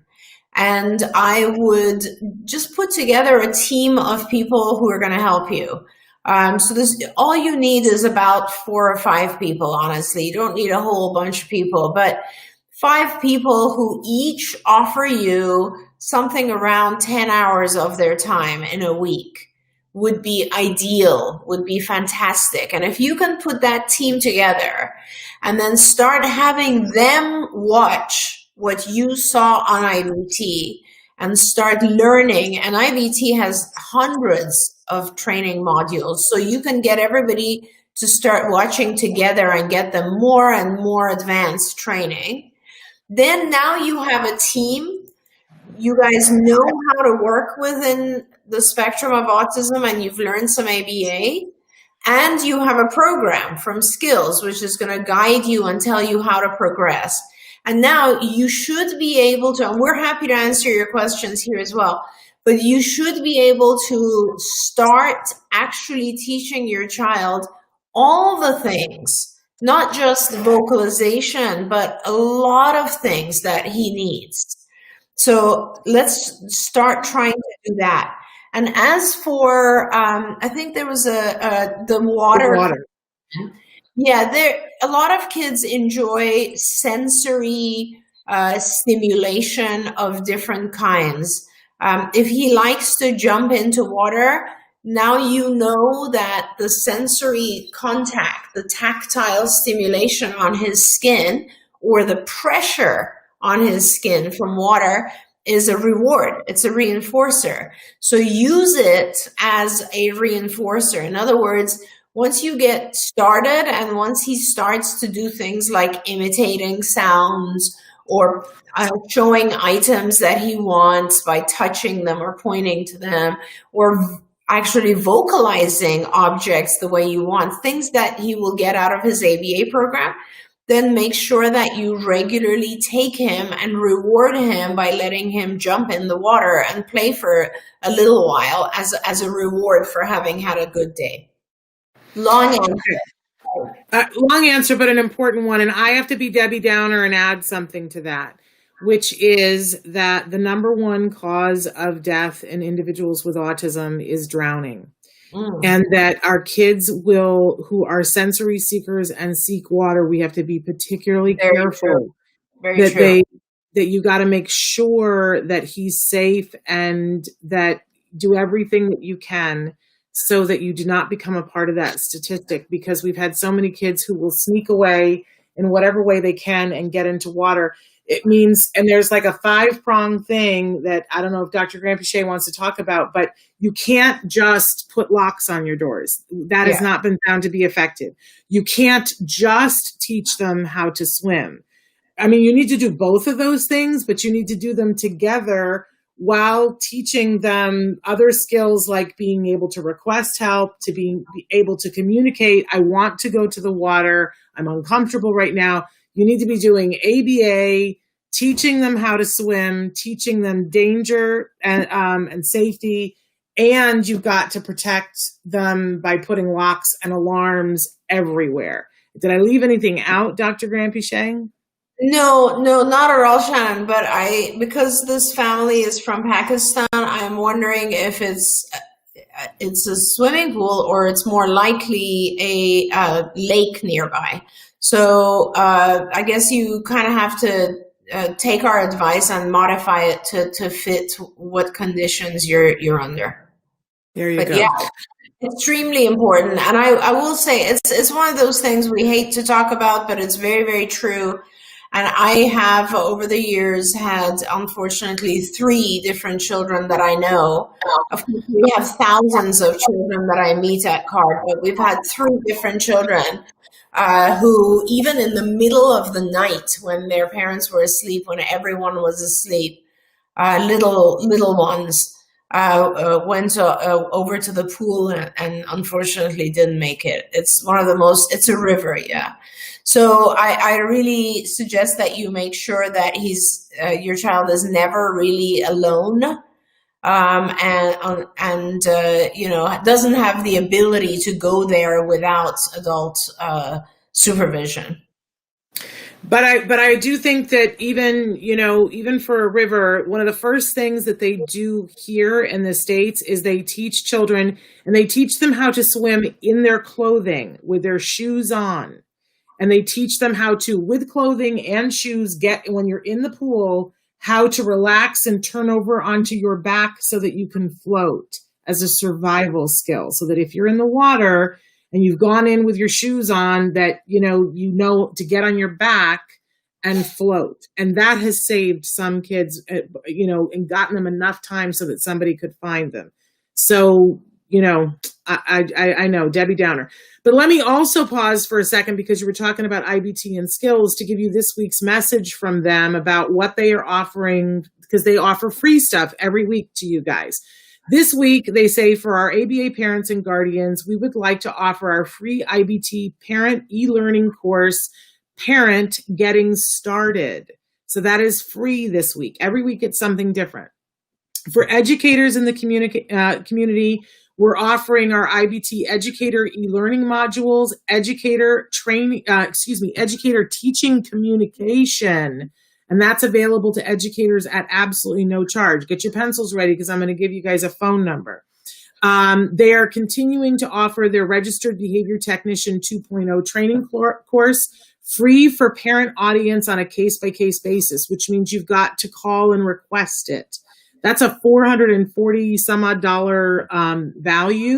It's the course that therapists take as they're working towards their registered behavior technician status. It's really great. It's a 40-hour course. I encourage parents to take it, but you have to call and ask for it and demonstrate that you're ready to do the 40-hour commitment.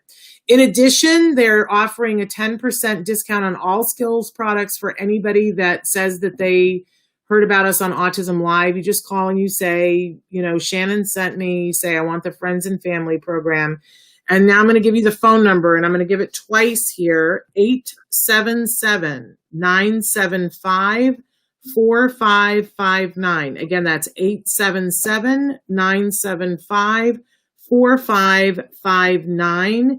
And if you are out of the country and that is not going to work for you, a phone number, all you have to do is email me, s.penrod@autism-live.com. And I think Traven will put that up on the screen in just a second here for you. You can email me and I will, there it is. Thank you, Traven. And I will forward that over to the folks at IBT and Skills. Okay, let's get back to questions, because you guys have been writing in furiously while we were talking about all of this. My 11-year-old becomes more and more anxious. Any ideas? On that one, we're going to need a little bit more detail. If you could let us know under what conditions he gets anxious, and also how are you defining the anxiety? What do you see that we're calling anxious? So we will come back to that when they write in. A person wrote in and said, I was diagnosed with Asperger's. I was prescribed risperidol for 7 years now. I have tardive dyskinesia. What could help? Does CBD oil help with tremors, anxiety, and to help me relax? I'm 20 years old, and they say that they're being made fun of and they're having trouble making friends. And any suggestions? Oh, yeah, that is upsetting. And so I don't know if you are on Risperidol right now. It's unusual to have Risperidol when you have a diagnosis of Asperger's. But and I'm really sorry that you're struggling with tardive dyskinesia as a result of that. I feel bad about that for many reasons. So what I would suggest, yes, CBD oil does help some people, I have heard, but there are so many other things that are more effective than that I would recommend if you're experiencing anxiety. There's lots of other things that are effective. So what I would suggest, and anxiety is a big deal in our world. Let me just say that not only is it like very prevalent due to all the conditions of life having changed, But in the world of autism, it's one of the main things that we are challenged with. In fact, a good friend of mine, if you guys are on the Autism Research Institute, Steve Edelson, together with another good friend, Jane Johnson, just wrote a book on autism and anxiety and how to manage anxiety within autism. I'm a very big believer that anxiety plays a very significant role in autism. And so what I would suggest is that you go down the path of doing the things that would be helpful for anyone, Asperger's or not, who has anxiety. And so the things that work the best for anxiety are a combined treatment of medication and therapy. Now, medication, usually you're looking at, again, what I was talking about before, SSRIs or SNRIs. There are other types of medications as well for acute anxiety. But remember, don't get confused, because the medication for depression and anxiety is the same. So they're actually called antidepressants, but they are the same medication that is used to treat anxiety, and they're extremely effective on both. But there's many different types, and you have to go through the different types until you find one that is effective. Because each of these medications has just a different chemical shape. So Prozac might not work, but Lexapro will, or Lexapro might not work, but Cymbalta will. You have to kind of consult with a psychiatrist and look at that. And it's very important, because once you get the right medication, it is incredibly effective. So now I don't think that alone is sufficient. The other portion of this is therapy. And depending on what works for you, you choose the type of therapy. The common therapy that everybody says that, scientifically is the most effective is what's called cognitive behavior therapy. It's very similar to ABA, but it's kind of a little bit more advanced. So it gives you exercises that have to do with identifying, for example, what are the things that make you anxious? And then when that thing is in your environment, you will have various other activities that you should be doing during that time. You'll have mental exercises, like not just things like breathing exercises, but also things like visualizing a very peaceful environment or things like that, that'll help you, overcome that moment of anxiety. And if you learn these techniques and you're taking some form of antidepressant together, you will definitely overcome the anxiety. And honestly, it might even help with the tardive dyskinesia, because a lot of times tardive dyskinesia is paired up together with anxiety as well. And then in terms of the not, being made fun of and not having friends, I do want to say that they also wrote in and said that they've been taken off of the risperidol because of binge eating and massive weight gain. And now, since I've been off it, I've lost 120 pounds. I'm so What proud. an amazing thing. Yeah. That's incredible. And be careful. Losing that much weight in a year is a lot. So take it easy on your body. But that sounds pretty amazing. Congratulations right there. Now, let's talk a little bit about that whole making friends and being made fun of and all that sort of stuff. That's kind of a more complicated situation. And, I could tell you a lot of things that you could do, but at the same time, to some extent, being made fun of and all that is not your fault. It's their fault. So it's kind of like you do the best you can socially, but there are going to be people out there who are not empathetic, not sympathetic, and, not kind. And we all experience that to some extent. Yes, it's more difficult. Everything you're going through will make things more difficult. I do recommend, there are some, and do we know the age of 20. 20? Yeah. Years old.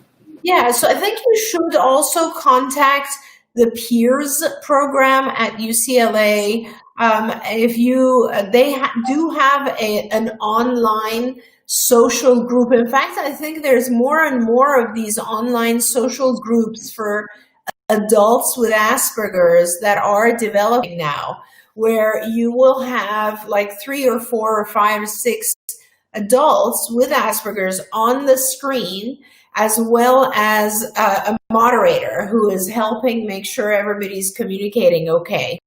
And that might be a easier, more comfortable way to begin socializing now. And the Peers group at UCLA will definitely give you guidance about their program, as well as perhaps other programs that you could join. Wonderful.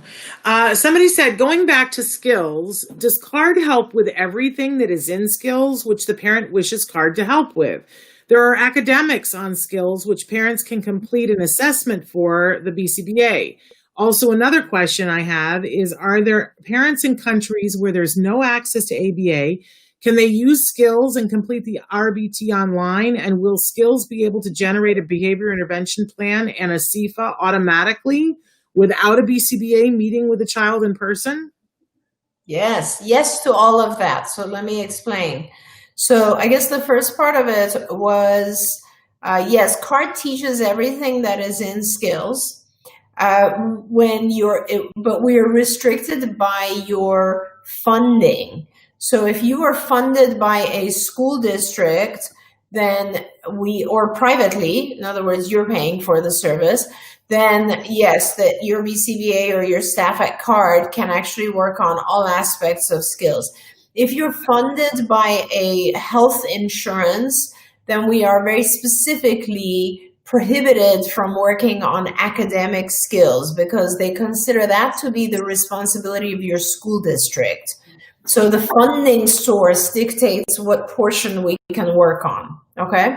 Now, the answer to the other individual, yes, in fact, we developed skills and IBT for exactly the purpose that you're mentioning. Years and years ago, I very quickly realized that there's hundreds of families who are out in the world and do not have any access to ABA. So we started writing all of our lessons and writing all of our training programs. And you'll see some of the same stuff in our book, by the way, that we wrote on the CARD model, Evidence-Based Treatment for Autism, and the CARD model. That's the book. And that book has all of this stuff in it as well. And we did it specifically for people who don't have access. You do not need a BCBA when you're in another country. Nobody recognizes the BCBA credential in other countries. It is an additional level of expertise, but you certainly can absolutely run your program yourself, and you can learn the things you need on IBT, and you can follow skills from start to finish. And yes, there is a CIFA that will generate, if you go to the BIP builder, you can build an actual BIP. Skills even has IEP goals in there. So if you needed to write an IEP reports for an IEP meeting, you could do that as well.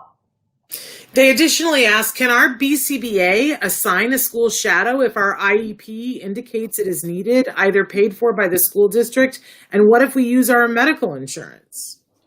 Yeah, if you use your medical insurance, your insurance carrier, so that would be your health carriers, whatever it is, Aetna, Cigna, United, etc., will not allow any of this. They will not allow your BCBA to work on an IEP report.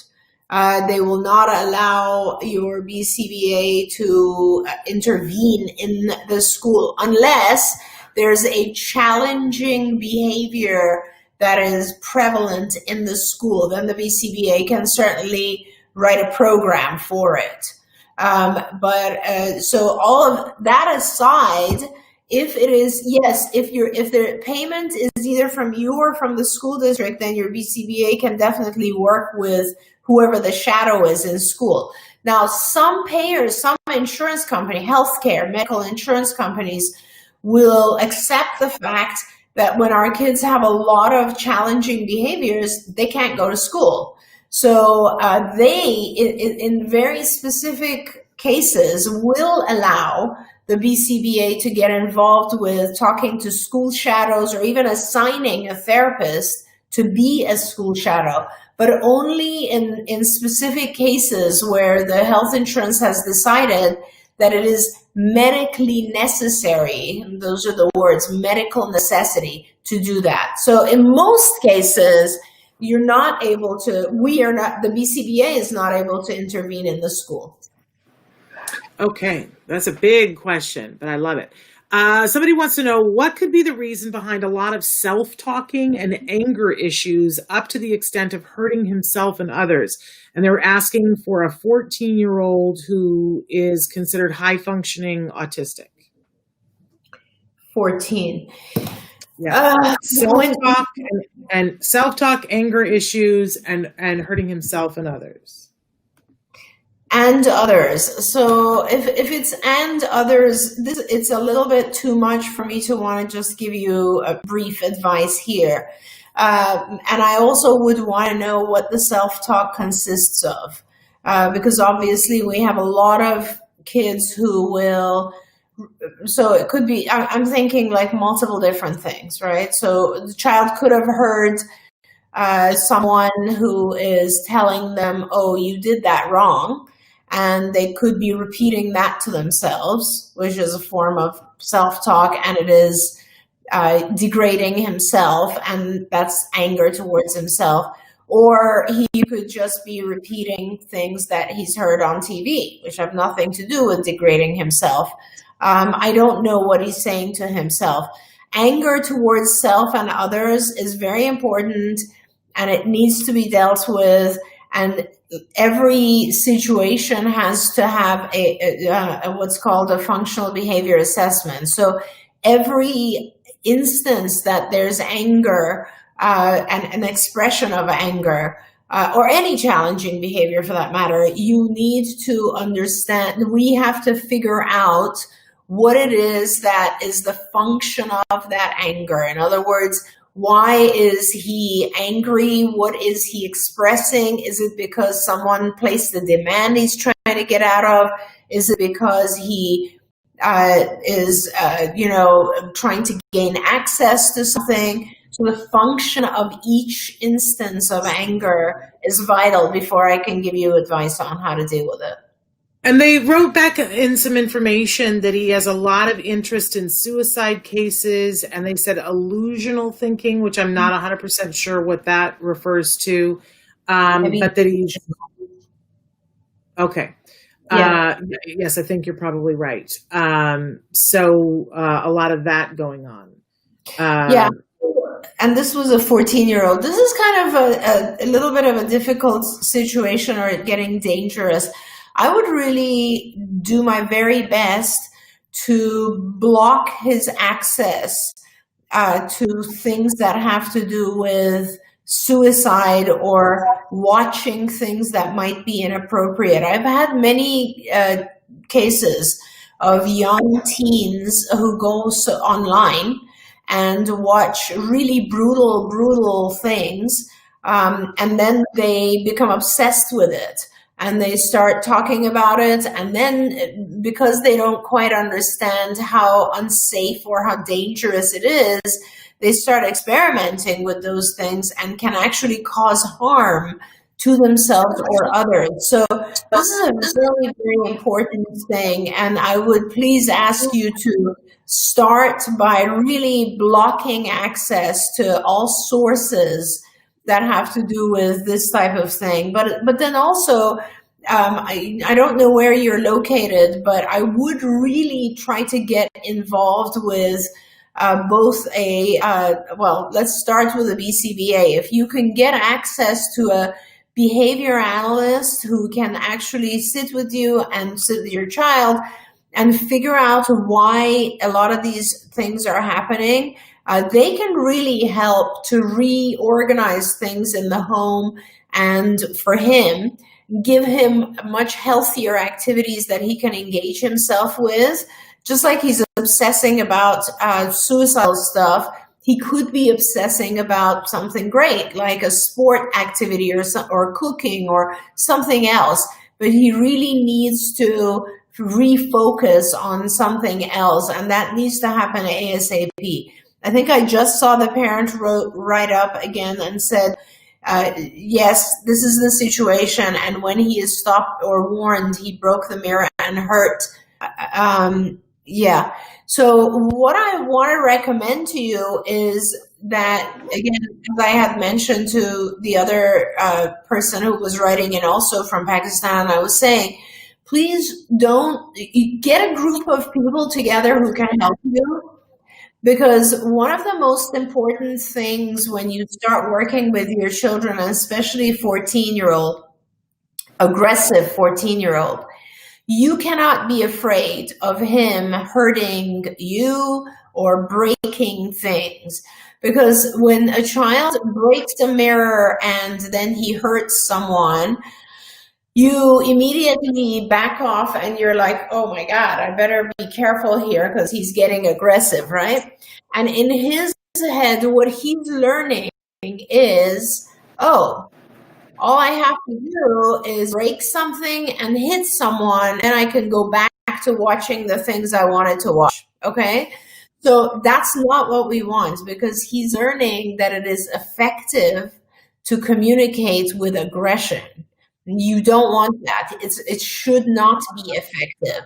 So what you need is when he breaks a mirror or if he attempts to be aggressive, you need to have enough people, like maybe men or strong therapists around, who are not afraid when he does those types of things and who can help restrain him, get him involved with something else, take away the things that are breakable, like the mirror and so on. That's called antecedent control. Put it in an environment. And, by the way, if you take away things that can become dangerous if they're broken, like a mirror, and if he breaks other things, let him break it. Like, don't give attention to that. Still take away the source of watching the suicidal stuff. If he breaks a mirror, you can still take away his computer. Or it doesn't have, one thing doesn't have anything to do, it doesn't matter. Eventually he will calm down. And that's why you need to have larger, strong people around so that he doesn't hurt other people and hurting himself doesn't get serious. He won't get hurt himself to the point that it's serious. If he's hurting himself, it's in order to get your attention and get you to realize or to think, oh, I'm serious about this. So, you need to have a team of people. I can't tell you the number of times a parent has told me, I'm afraid of my child. I'm afraid of my child. And so I really want you to get enough people around you that you never feel you're afraid of your child, because he is 14. You still have time to teach him aggression is not okay. No matter what, aggression is not okay. And if you don't teach it to him now, believe me, it's harder when he's 17. Yeah. And I just want to add to that, don't be afraid to take the things that you care about that you don't want to be broken and lock them up someplace. Even if for 3 months there's no mirrors in the house, you'll survive that. But it takes away that paycheck, and it makes it harder for them, because it's very hard, as you know, Dr. Granpeesheh, for us to have a non-reaction when they're about to break an heirloom that's, was your grandmother's. But now is a great time to lock that away. Just put it away. Yeah. You can take it back out when this is under control. And I know that it's also extremely hard because we have guilt towards our kids. And so, like, we feel bad about taking stuff away and we feel bad about not allowing them to watch stuff on. But that's what's the destructive power. We cannot be guilty. We cannot feel guilty about being strict on this condition. You know, aggression towards self and others is a very serious matter. Watching stuff that they shouldn't be watching is take away his hammer. I just saw that the parent wrote, take Yes. away the hammer.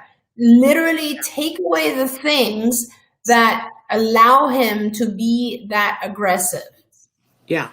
Even if you have to like wait until he goes to bed tonight and then go through the house and lock all that stuff up. Find a place and put all that stuff. All right, we're almost out of time. I want to squeeze in at least one or two more questions. Can I ask?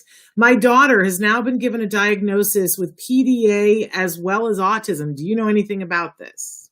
I do not know what PDA stands for. I'm thinking it's they probably mean PDD, NOS.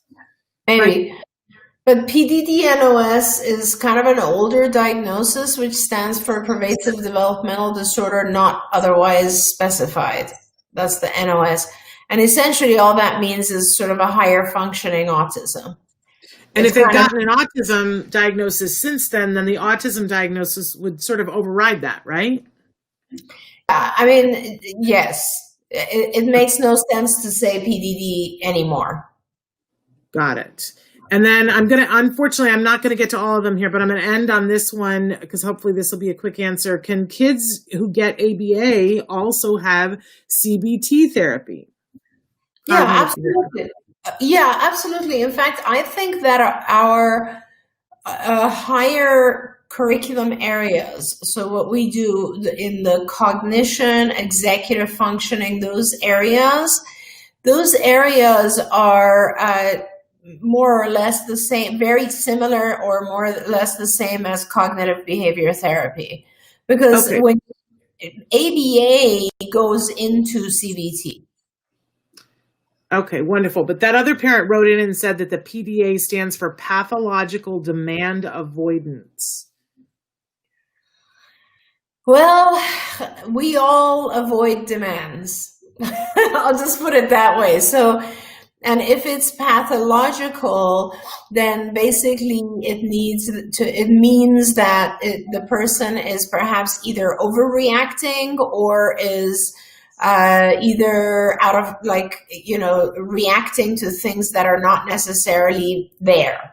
So I do not know enough about this term. And if it is anxiety related, then I would definitely suggest some of the anxiety treatments, but also, anything that has to do with demand avoidance should be dealt with behavioral therapy, which has to do with not allowing the thing to be avoided. But yeah, I'm afraid I don't know enough about it to give you advice. All right. Well, unfortunately, we're out of time and we have to let Dr. Granpeesheh go, but I just want to thank you. And somebody else wrote in and said their heartfelt thanks as well, Dr. Granpeesheh, for being here and being with us. We are back tomorrow. And because it's AAC month, AAC Awareness Month, we have two wonderful guests that are going to be with us tomorrow. Mike Hipple, who is a wonderful advocate for functional communication and communication devices. That is how he communicates. He will be with us tomorrow. He's been on the show before. It's just a special treat to have him on the show. We will be talking about the importance of giving everyone a way to communicate tomorrow. And that sometimes that means giving them a device, and he'll be showing you how he uses his and why AAC Awareness Month is so important to him. So, and then we're back on Friday with Let's Talk Autism with Shannon and Nancy. So that's all the time we have today, but thank you so much for being here with us. We'll be back tomorrow. Until then, give your kiddos a hug from me and one for you as well. And thank you, Dr. Granpeesheh. Bye-bye. Bye, everyone. For now. Good morning and welcome to Autism Live. I'm Shannon Penrod and we're coming to you live from many places around the United States today. And I'm very excited. Today's a very big day here for all of us. You may not know that this month is AAC Awareness Month. And so we've got two amazing guests that are going to be joining us in just a little while. Mike Hipple is coming back to the show, and he is, of course, an author and an advocate for people to have functional communication, whatever that may mean. And he is a very inspirational young man, and we're thrilled to welcome him back to the show. But he's bringing a guest with you that I didn't even announce to you guys, that for the first time on the show, we're having Sarah Blackstone, who's going to be with us. And she was the original founder of the USSAAC. And they're going to explain to us what all of that means in just a little while. But believe me, if you have any member of your family that is currently non-vocal or used to be non-vocal, this is the show that you're going to want to be here because we're going to be taking on those topics and why this is so important that we talk about it. But hey, I want to say good morning to a bunch of you that are already writing in. And I want to say to Cecilia, we're loving having you be a regular here, girl. So thank you so much for being here. And I'm saying hi to Tracy and hello to is that BLA or BIA? My site is going, excuse me. So, I can't see. The print is too small. But welcome. Welcome to all of you. We're thrilled to have you here, which leads me to my next thing, which is that we are live and we love to interact with you live. So it's Bia. Oh, Bia, that's a beautiful name. Okay. And we're welcoming you from Boston. We love us some Boston. And we got to go on a trip to Boston last spring. I actually lived in Boston as a child for a little over a year and had not been back in many, many moons. But my husband and son and I went. I was speaking at a conference there, and we went and had the best week. It's all we talked about through COVID. Remember when we went to Boston? We'll always have Boston. Good morning, Juan. Good morning, Michelle. Good morning, Alicia. So listen, there are lots of ways to interact. If you're watching and you're like, hey, wait a second, how are these people getting their names read out loud? All you have to do is interact with us. Good morning, Patricia. Welcome from New Mexico. And for Juan, it's already afternoon. So love that. Take a look. These are all the ways that, this isn't all the ways. This is some of the ways that you could be catching us either live or recorded. On the first column, it's all the ways that we are currently live right now. We're live on YouTube, Facebook, Twitter, and Periscope, and we're always live on autism-live.com. Hey, I've got a funny for you. You know how we've been saying that there are difficulties with our website right now? Well, we've identified what the problem is. If you put in www.autism-live.com, it's not working. But if you just put in autism-live.com, guess what? It is working. We're solving that issue. Hey, Sirwa from Ghana. Wonderful, wonderful, wonderful that you're here. And Normalita from Indonesia. We got Indonesia in the house. I love it. But in any case, if you're trying to get to our regular website right now, the best way to go is autism-live.com. Don't put in the www. Apparently, it's no longer necessary, but we're going to make it so that even if you do put the www, it'll still get you there. Because some of us are old and have old habits. Apparently, we don't need apparently the www is like passe. It's so 1994 news to me, but some of us still use it. So we're fixing it. In any case, you can get there right now and you can be watching the show there live and you can interact with us there live. And if you're watching on YouTube, Facebook, Twitter, or Periscope, it shows up almost in real time. So Julissa, hello. Good to see you too. Now take a look at the second column because it's all the places, no, again, not all, some of the places that we podcast. So we are a free download on iTunes. We're on Apple Podcasts, Spotify, iHeartRadio, Ghana, new on Amazon Music because it's new. We're on Audible. Check us out. And we're also on Deezer. We're on other sites as well. And I know I asked the other day, where else would you like for us to be? And somebody said that they would like for us to be on Soundgarden. And so we're checking that out. So we'll let you know. Maybe we will be on Soundgarden too. So if there's some other place that you would like for us to be and you see that we currently aren't, please let us know because it's probably because we don't know. So we love it when you guys inform us. So I'm so thrilled that you're all here with us this morning for this really amazing show. Before anything gets started, I always like to remind you guys that we have lots of experts, and boy, have I got some experts for you today on the show, right? But I'm not one of the experts. Let's not confuse me with that. I am a very proud mom of an individual who was diagnosed with autism when he was 2.5, and so excited that he got really good services. And so, we are doing well, and he is doing well, and this is part of how I envision paying it forward, right? I want to be here not to just tell you what we did, but to help you to find solutions for you. And when I say you, this show is really meant for that larger autism community. We start with individuals who are on the autism spectrum. And I say spectrums. Did you hear that when I put the S there? Because we know now that there's many different types of autism, and we want to be able to help everyone. It's not one size fits all, right? But it starts with those individuals with a diagnosis first, foremost, beating heart of this community. But we include in our community that we talk to on the show, everyone who loves those individuals, who wants those individuals to have the rights, dignity, resources. A lot of people in the community now are using the word ally. For people who are allies for these folks, this is who we include in this discussion. We want to help all of you to get to the resources that you need to make the dreams and the hopes and the rights a possibility. Good morning, Jacinda. Good morning. Hello to Ria. So that's why we're here. Our mission is very simple. We want to give you information and inspiration.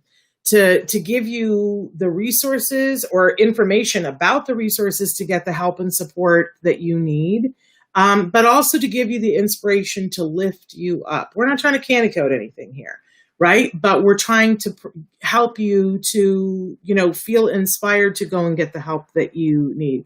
Ria! I just saw your son is now in ABA. Go girl. I hope it's good quality ABA, because that's what it's all about, right? We don't want any of that schlocky, horrible ABA, because a lot of people think that's all there is schlocky, horrible ABA. I got news for you. There's many different types of ABA, and some of it is schlocky, my new word for the week. But the good stuff is really great and life affirming and about the individual. Somebody says, yes, thank you for what you do, Shannon. On yesterday live, I called and set up for the 40-hour course, and I told them I was VIP, that Shannon referred me, and I'm glad that you did that. And I hope they enjoyed that. I always say, tell them you're with the Friends and Family program. And of course, he's talking about the RBT program over at ibehavioraltraining.com. They have a 40-hour program to train people, the beginning training for being a registered behavior technician. They are offering it to caregivers. If you call them and say that you are Friends and Family with me, case by case basis, they're giving it away. I know. Giving it away. So I love, Patricia says, I love to listen into the lives, especially when Temple is on. I have 3 on the spectrum, so I appreciate it a lot. I got a hug for you, a virtual hug. And Christina, we're saying hello to Christina. I'm so glad. Did you call me Sharon? Did you do that? Somebody else did that this morning too. And it's a funny with me, right? Because my whole life people called me Sharon. I know it's a typo. I know you know my name. But somebody else this morning called me Sharon, and I thought they were a telemarketer. And I was like, yes, because they said, is Sharon there? And I was like, yes. And then it was somebody that I actually wanted to talk to. And I said, oh, just filling you in. My name is Shannon. I thought you were a telemarketer. Now I'll use I know it was a typo. It's all good. Listen, there are a lot worse things you can call me than Sharon, right? Sharon's okay. Okay, so sending you big hugs too. Big hugs, and to your little as well. All right, you guys. So just remember, lots of experts on the show. I'm not one of them, but I'm here because I want to be here and because I want to help you to get to the resources that you need for that information and inspiration. Okay, so sending you all hugs. You know what I always say here? Si se puede. We can do this. Virtual holding hands, right? Okay. I got you. I see you're having an emotional morning, but I got you. So I have a question. My son paints his bed in poop. What can I do to stop that? Okay. And I see that people are sending hugs to people. I love that. Love that. Let's lift each other up. So when we got a behavior, right? And sometimes it's a behavior that causes us to be emotional. Yeah. And when your child is painting their bed in poop, I'm just going to guess that you have emotions about that. First thing I want to do to say to you is just behavior, and behavior is communication. Yes, it's, like it's going to bring up feelings and it's going to be disgusting and you want for this behavior to stop. But I want to start by just pulling the emotion out of it. This is not going to be the rest of your life. Because I know sometimes something happens and we go, oh, this is the rest of my life. And this is why everything is going to be poo for the rest of my life, literally. But it's not. This behavior is a communication, and I don't know what he's communicating. But it's going to be really important. You said that you have ABA now. So it's going to be really important to talk to the BCBA on your case, and they're going to do something called an FBA, a functional behavior assessment. What they're trying to do is figure out what is the function of this. Because I got to be honest to you, there are many different reasons why someone would paint their bed in poo. Right? But we have our 4 usual suspects that we choose from, and our asterisk, our 5th, right? He might be doing to gain your attention because you might be good theater when you come in and see that the bed is painted in poo. And that might be enough to get him to do it, right? That's possible. And if that's the case, they will help you to school your face so that you don't give him good theater when it happens, that you just, motor him out and somebody cleans it up, but he doesn't see that being clean. They'll help you to figure out what it is to do so that if it's attention, he might be doing it to gain access to someone or something. It might be that when, it has to be cleaned up, that somebody comes in to clean it up and that he gets to spend time with them. That's a possibility, right? And I don't know. I don't have eyes on it. And I'm not an autism expert, right? It could be that he's doing it to escape something. It could be that in the morning when the poo is there, he gets out of doing something that he didn't want to do, like he gets to be late to school. It could be that he gets to escape boredom in the night by doing that, right? It could be that it's in his pants and he doesn't like it in his pants and he wants to escape that feeling. So let's paint it on the bed, right? Lots of ways that it could be escape. And then, of course, there's the last one before the asterisk. But I don't think it's the asterisk this time, but we'll talk about it anyway. Sometimes people do things because it's automatically reinforcing, that there's something that's pleasurable about it. He may like the sensation of the poo. He may like the smell of it. He may like the feel of painting it on his bed. So your expert's going to figure out, and the 5th one, the 5th asterisk, sometimes people do it for control. I'm going to guess it's not control, but your expert will look at it and tell you if it's control. But it's a totally different intervention depending on which one of those things it is. So we want to find out what the function of the behavior is, right? And then once they do that, they're going to figure out an intervention that will have an antecedent modification. So they'll make a way that he doesn't have access to his poo to smear it on the bed, which might mean that he is in his pajamas zipped up backwards so he can't get at the poo. Sorry, you don't get the paycheck. Not gonna happen, right? Or it could mean that somebody sleeps. They probably won't do this because it would reinforce other behaviors. But they could have somebody like a video monitor signed, so that you could stay up one night and watch. And the minute he starts to do it, you interrupt him, right? That possibilities. I'm just saying. But obviously, so first an antecedent modification. Then there will be a consequence strategy that rewards him for not smearing his poo. That's really what because everybody thinks, well, a consequence strategy, that means there's a punishment for it. No. We will reward the absence of the behavior, right? And most importantly is they're going to put in a replacement behavior. So whatever the need was, the function that he's getting from smearing the poo, if it's attention, you're going to give him attention for other things that he does that are good. If it's that he needs the sensory thing, then we're going to get him some finger paints and we're going to get him some canvases and we're going to, we only paint with the colors and we only paint on the canvas and we remove the paints and canvases if you smear the bed with poo, right? But we can't guess. You have an expert, use the expert. But I just want to hug you. This is not going to be the rest of your life, okay? Not going to be the rest of your life. All right. And that's the hope and the inspiration right there, because sometimes we think, this is it. This is where I am for the rest of my life. All right. We're really running low on time, but I wanted to take a minute to do that. But let's get right into something that we like to start Thursday mornings with, that we fondly refer to as the jargon of the day. This is when we take on one word, one phrase, one acronym. We give you the actual definition, then we make fun of it, because really, what else can you do with it sometimes, right? Then we give you a working definition, which is meant to help you to start to understand what this term means. If you don't get it right off the bat, don't sweat it. You'll get it, but sometimes it takes long. Hey, Robin, good morning. We love you too. And you are on the correct path. You're doing good. Okay, so take a look. Today's term is tact. Now, we're not talking about a lot of us think of tact as being subtle, and right? That's not the tact we're talking about when we talk about autism. But I have trouble with that tact also. So being tactful. This is different, what we're talking about today. So let's take a look at our actual definition and see if we can make some fun of it, shall we? So say, look, tact. Oh, goody. It's a verbal operant. Well, that clears it up for us.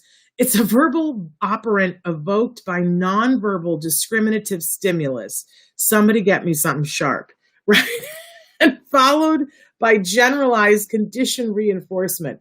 Whoo! What on earth does that mean? There's so many jargon terms in there. If you don't know what a verbal operant is, you're dead in the water. A nonverbal discriminative stimulus? What is that? Followed by a generalized conditioned reinforcement. Just shoot me. How can anybody understand what that means? That is so not helpful. Boo to that definition. Let's move on to a working definition, which will make the experts break out into hives, because it's not going to be as specific as this, right? But tact is spontaneously labeling or commenting about things that the child or individual comes into contact with for the purpose of communication. That's still poo-poo caca, right? But I want you to think about it this way. So we label things, right? And we label them receptively and expressively. So if I say to you, what is this? And you can say it's water, great, right? You're labeling that it's water. But I've you, and I said it and you just had to point to it, which means you receptively understood. If I say to you, what do you want? And you point to it and say water, that's a way of labeling, and even if you just point to it, you have an understanding of, and I say it's water, hopefully you have an understanding, maybe if you point to an icon or you push water on your iPad, that's what we need to be talking about today, then that's expressive that you're saying water, okay? But that's labeling. And a lot of you will write in and you'll go, I don't understand, my child can say 10 words, but we can't have conversation. How do we get from labeling to conversation? Well, the tact is the first way. A tact is when spontaneously, without me prompting you, you label something in the environment, but it's with the intention of communicating it to me. It's not a solitary thing, right? So if we're driving down a street and you see a dog and you go dog, right? You're labeling the dog, but you're labeling the dog spontaneously. Nobody brought up dog. Nobody asked you, what do you see? I didn't ask you a question about dog. You saw it, you labeled it, and it was for the purpose of conversation. You didn't just think to yourself, oh, look, there's a dog. You said dog. To me, I'm in the car, right? And it's a way for us to connect. Now, that's a really important aspect of it, because a lot of times our kids will monologue and they don't understand the volley of conversation, and we want them to get there. So we want to strengthen tacting. It's really hard, because if we want somebody to do it spontaneously without prompting, how do we teach it? And it's really hard. And they have something called impure tacts and pure tacts. So an impure tact, we can prompt it. And we can work on impure tacts first and And when your therapists are working on this with you or with your kiddos, they do this in lots of interesting ways because they'll work on the senses. I remember one therapy session where they asked me to burn some popcorn in the microwave. They said, at 10 minutes into the session, will you burn some popcorn? And what they were hoping is that my son would smell it and go, something smells bad, right? But that he would verbalize it so that it would be some communication between him and his therapist. There were other times that we would toss a helium balloon into a room that he was in so that he would notice it and go, balloon, as a way of tacting to convey something to the other person in the room. So it's a really specific thing, and it's a really important building block to get to conversation. And I want to point out that it is not always verbal, that we tact in lots of different ways, and you can, and let me correct my language, because it is verbal behavior. So it's always verbal. It's not always vocal. That's what I mean to say. So we can tact by using an icon. We can tact by pressing a button on one of our AAC devices. We can tact by pointing. We can tact by signing. But the purpose of tacting is to label something in the environment for the purpose of information or communication with another person. So it's not just labeling, it's like labeling on steroids. Okay, I think this is like when my oldest, who was nonverbal, had to tact the items he uses every day, like his toothbrush, his bed from like a picture or an actual item. And I think that, it is labeling. It is labeling those things, but it's specifically to point it out to another person. So the difference between just labeling the toothbrush, when we ask him, what are the items that you use for getting ready in the morning, right? And when we say that, that's actually an interverbal, just to frighten you. But if we're asking a question and we're not saying what the thing is and waiting for a specific answer, that's actually an interverbal.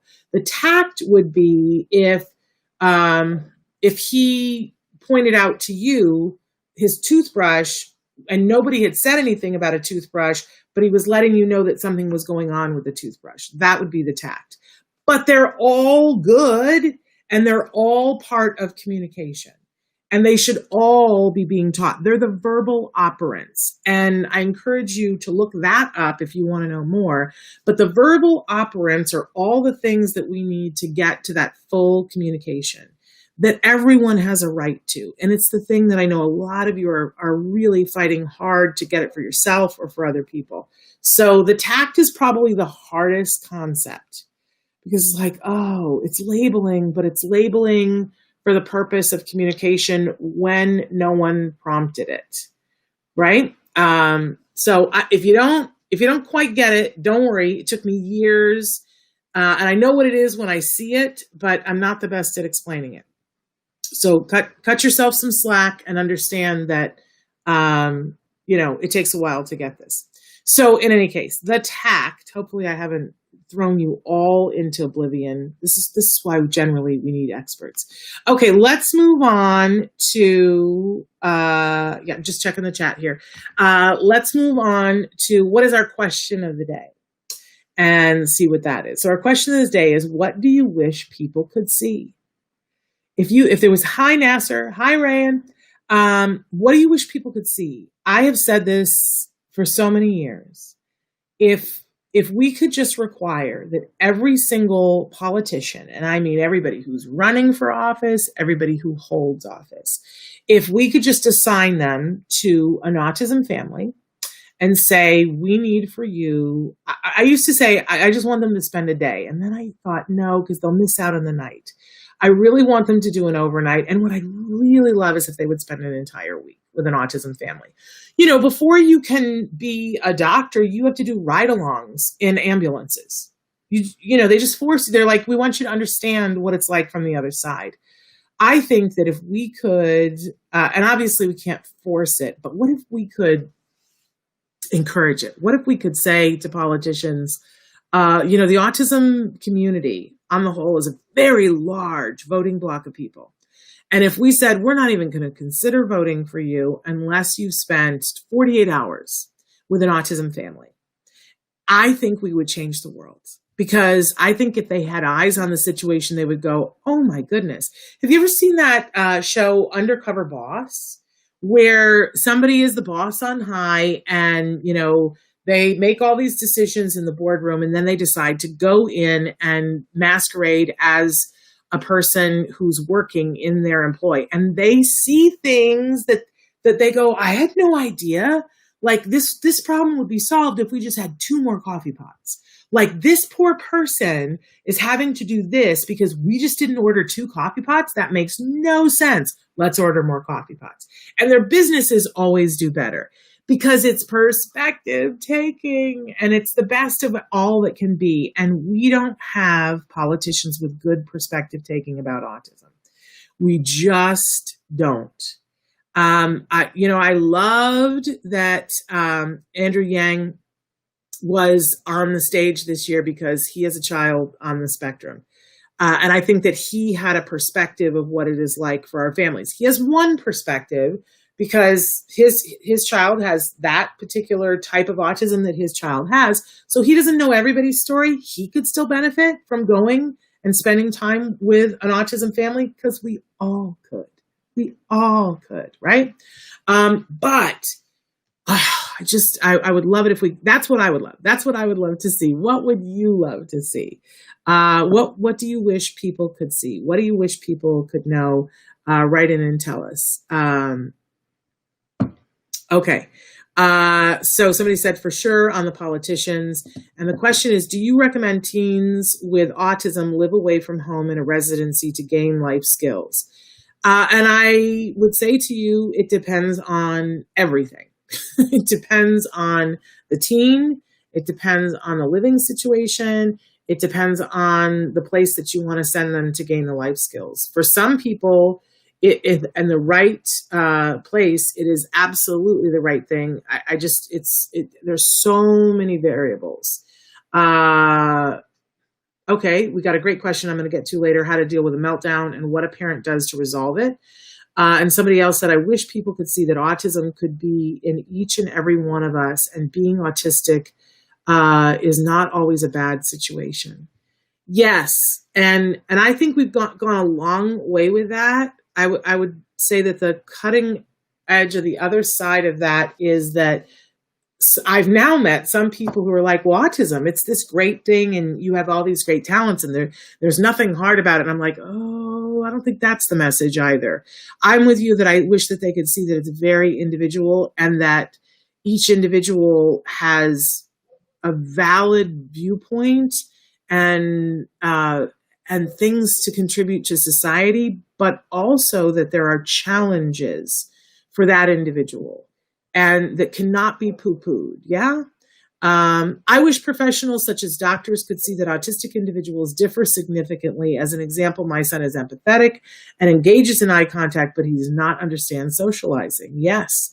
We need for more doctors to understand that. Absolutely. Let me get to the topic of the day, and then I'm going to go back and deal with the meltdowns before we get to our guests that we're expecting in just a couple of minutes here. So our topic for the week, is knowing what to ask for. And I love that you guys are here and that you're asking questions because that's what it's all about. And let me just remind you, when you ask a question, it helps the people who are listening. Because somebody asked the question about how do you deal with a meltdown? And I guarantee you that there are people who are on this call that don't know that there is a way to deal with the meltdown. So you've been of service to other people by asking the question, because sometimes we don't know what to ask for. So let's talk about meltdowns. What is the difference between a meltdown and a tantrum? And experts will say lots of different things about this, but for me, and talking to all the experts that I have, tantrums are something when someone is really aggressively expressing something that they don't like. But here's the litmus test. If you were to give it to them, they would stop tantruming. we had somebody, we didn't get to the question yesterday, but somebody had written in and said, my child tantrums when I don't give them something, but I don't give it any gas. I don't pay attention to it. So I'll go someplace else and in the room and be doing something else. And my child will walk to where I am, fall down and flip out and cry there. And then I'll walk someplace else. She stops crying, gets up, walks over to where I am, lays down and cries. Is that a thing?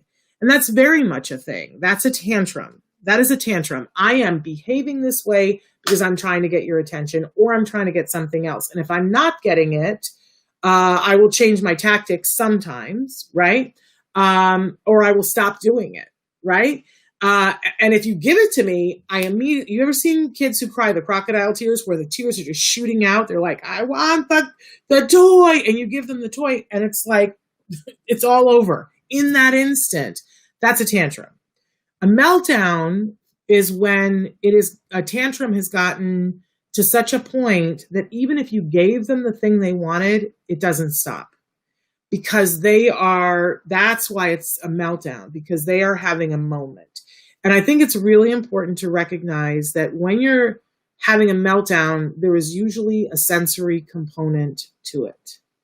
And that is why it doesn't stop when they get what they want. And by the way, we never want to give them what they want when they're tantruming, because what that teaches them is I should tantrum more often. But I'm just saying, if it was given to them, they would stop. But you can tell when it's a meltdown, when they're inconsolable, that it doesn't matter in that moment because they are trapped in this moment. So there's always something else on board.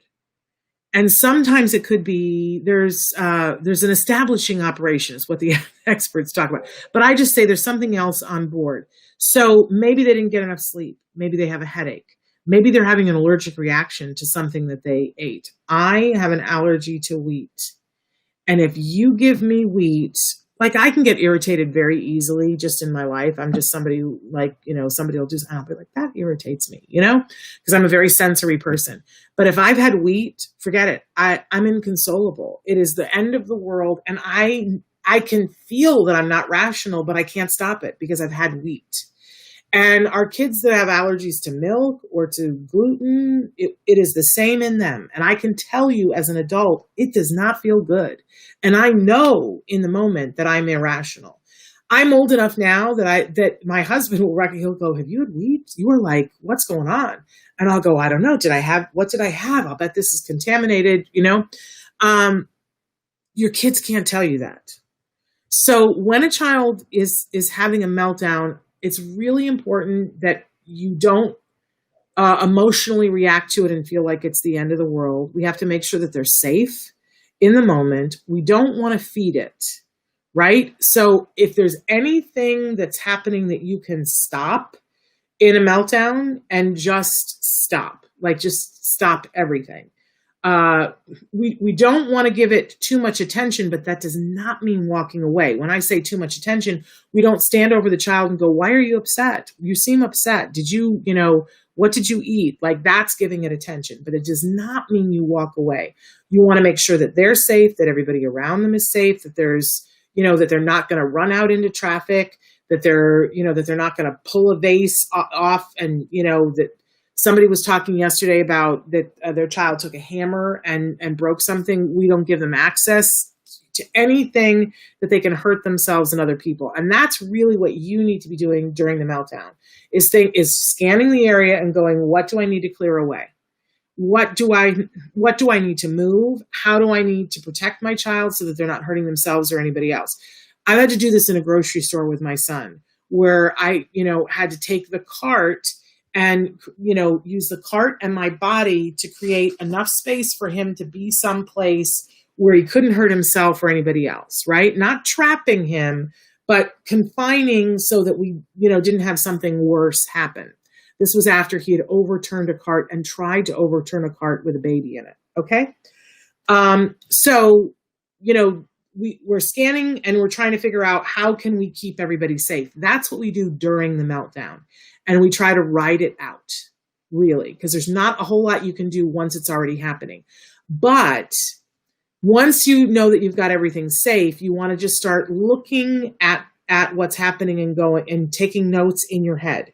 They're crying, they're screaming, they're yelling, and it's been going on for 10 minutes. Here's what they're trying to do, right?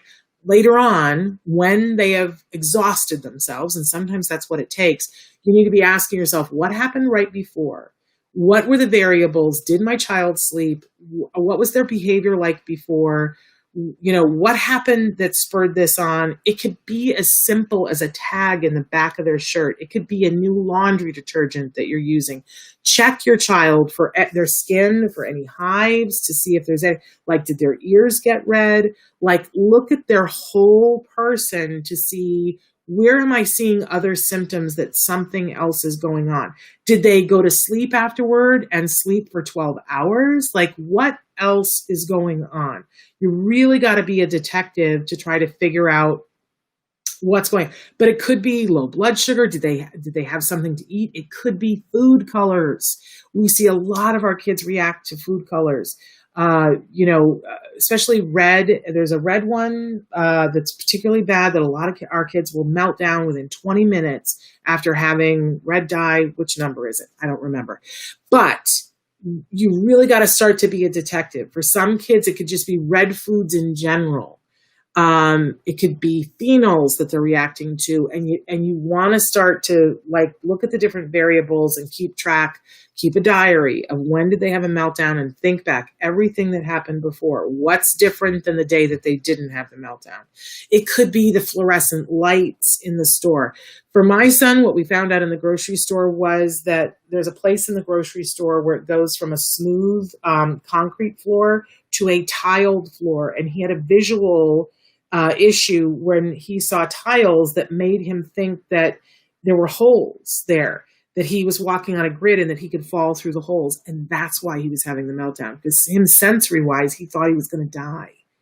And his visual cortex was telling his brain, you're going to die if you walk onto that. Think about that for a minute. So we can crack the code on these meltdowns. You got to be a little bit diligent and inquisitive and looking at things, but look at everything dietary. And usually the skin will tell you if there's something dietary. Are they having an eczema breakout? Are they having a rash? But there are other clues too. And I'll bet you if you kept a diary for 2 weeks of when they have the meltdowns, you would start to see something. Like, are they pulling on their shirt? Because the tag in the shirt will do it for some of our kids. Are they only doing it in buildings where there's fluorescent lighting? Because I don't know if you know this, but fluorescent lighting, it vibrates at a very high rate, and most of us can't see it with our naked eye, but our kids can, and it will drive them batty. You know how when you can see it, when it's starting to go, and you're like, oh, that's going to make me nuts, right? So be aware of that. Okay, I think we're at the time where we are past the time where we need to welcome our guests, and I want to make sure we get to them.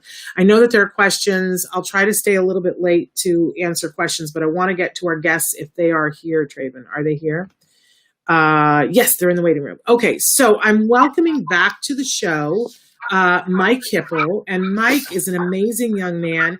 He's an AAC communicator, and he is an advocate for children and adults with complex communication needs. We love Mike. He is the founder of the Wisconsin AAC network, of grassroots statewide network to promote AAC in Wisconsin. And you're rocking a mustache, Mr. Hipple. Looking good. I've never seen you with a mustache. That's pretty fabulous. And he has brought with him, this is big doings here. We have a celebrity in the house. Sarah Blackstone is here with us, and she is an amazing clinician and the founder of the USAAC, and is a current board member and a past president and fellow of the ISAAC. It's a lot of letters there that you guys are going to have to explain for us. And she is a speech and language pathologist. So, and your list of credits, ma'am, includes places like the Kennedy Institute, Johns Hopkins. I mean, we would need the rest of the show to talk about the amazing things that Sarah has done. So we're really thrilled that Sarah is here. But Mike, we're going to start with you I want to welcome you and have you tell us about AAC and the community and what that is and why that's important to you.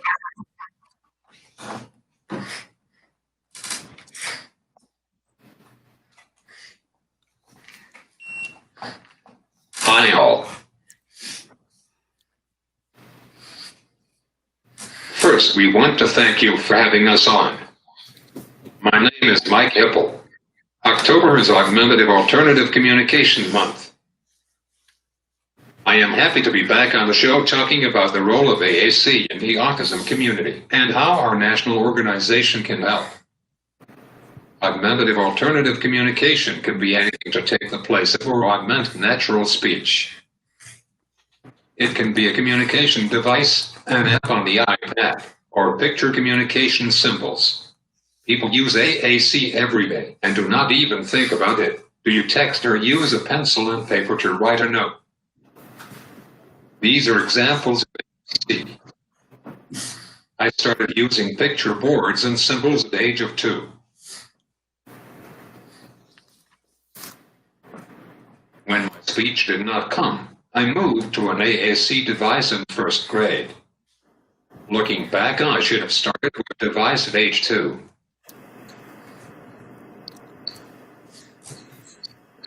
Okay. I bet that we have someone watching today and saying that using a device at such a young age will hurt their speech development and they will never learn how to talk. We can understand that fear, but Sarah, is that true? I get this a lot from families, and what I say is we just don't know if will they talk or not. And Sarah, let's thank you so much for that, Mike. You bring up such great points. A lot of our viewers have a fear that if their child is not speaking and someone recommends that they use a device to learn to speak, that means we're giving up and that they will never learn to speak. But Sarah, talk to us a little bit about this myth that Mike brought up. Thank you, Shannon, and thanks for inviting me, Mike, and Shannon to participate. This is really what a nice format you've got here. There's a lot of research now that absolutely shows that the use of augmentative and alternative approaches, whether it's sign language or communication boards or electronic devices, does not deter the development of speech. As a matter of fact, in some folks, it actually can support the development of speech, and not everybody who isn't developing speech at age 2, that doesn't necessarily mean that they're not going to develop speech at age 3 or 4 or even 7, because there are many different reasons why speech may be delayed. So one of the things speech pathologists do is to really look at the production of speech and what is, if you don't know, it really requires the coordination of more than 100 muscles. And it involves the brain and the tongue and the lips and the larynx and the lungs. So there's plenty of structures that are involved. And of course, as you were talking about, Shannon, the understanding of concepts and language. So that the reason for speech not developing can be quite different. And the reason, therefore, to use AAC is not just to focus on speech, although you can continue to help develop that, but to make sure people develop language and can express their language and can communicate effectively with other individuals wherever they are and with whomever they want to communicate about whatever they want to communicate. So we all use AAC, and we do it all the time. Gestures, facial expressions, etc. Okay, I do need to ask you to tell the gentleman who keeps walking in the background that he's on the air so that we know, because I can't have him be on the air without his knowledge. So I do need you to tell the person behind you that he's being broadcast. That's my husband, not to worry. Okay. Yeah. Okay. All right. Just want to be sure, because I don't want to put somebody on the air that's like, I No, didn't know I was on the he air. should be doing another Zoominar over there. So he's getting ready. He won't be on the air very long, but not to worry. Okay, I just want to make sure. Listen, I have this happen in my household too. It happens. But I just wanted to make sure. We're waving at him. Harvey, you're on the air, and you're a distraction. It's not a distraction. I just have legal obligations. But you brought up an interesting point, and I think that this is one of the ways that, Mike, you have been such an inspiration to me over the years and helped me to understand, because listening to you convey how frustrating it was for you when you didn't have a device was life-changing for me. Life-changing for me. And I mean that really sincerely. And I don't know, I think you have something prepared to talk to us about when you were frustrated and how you began to use your device.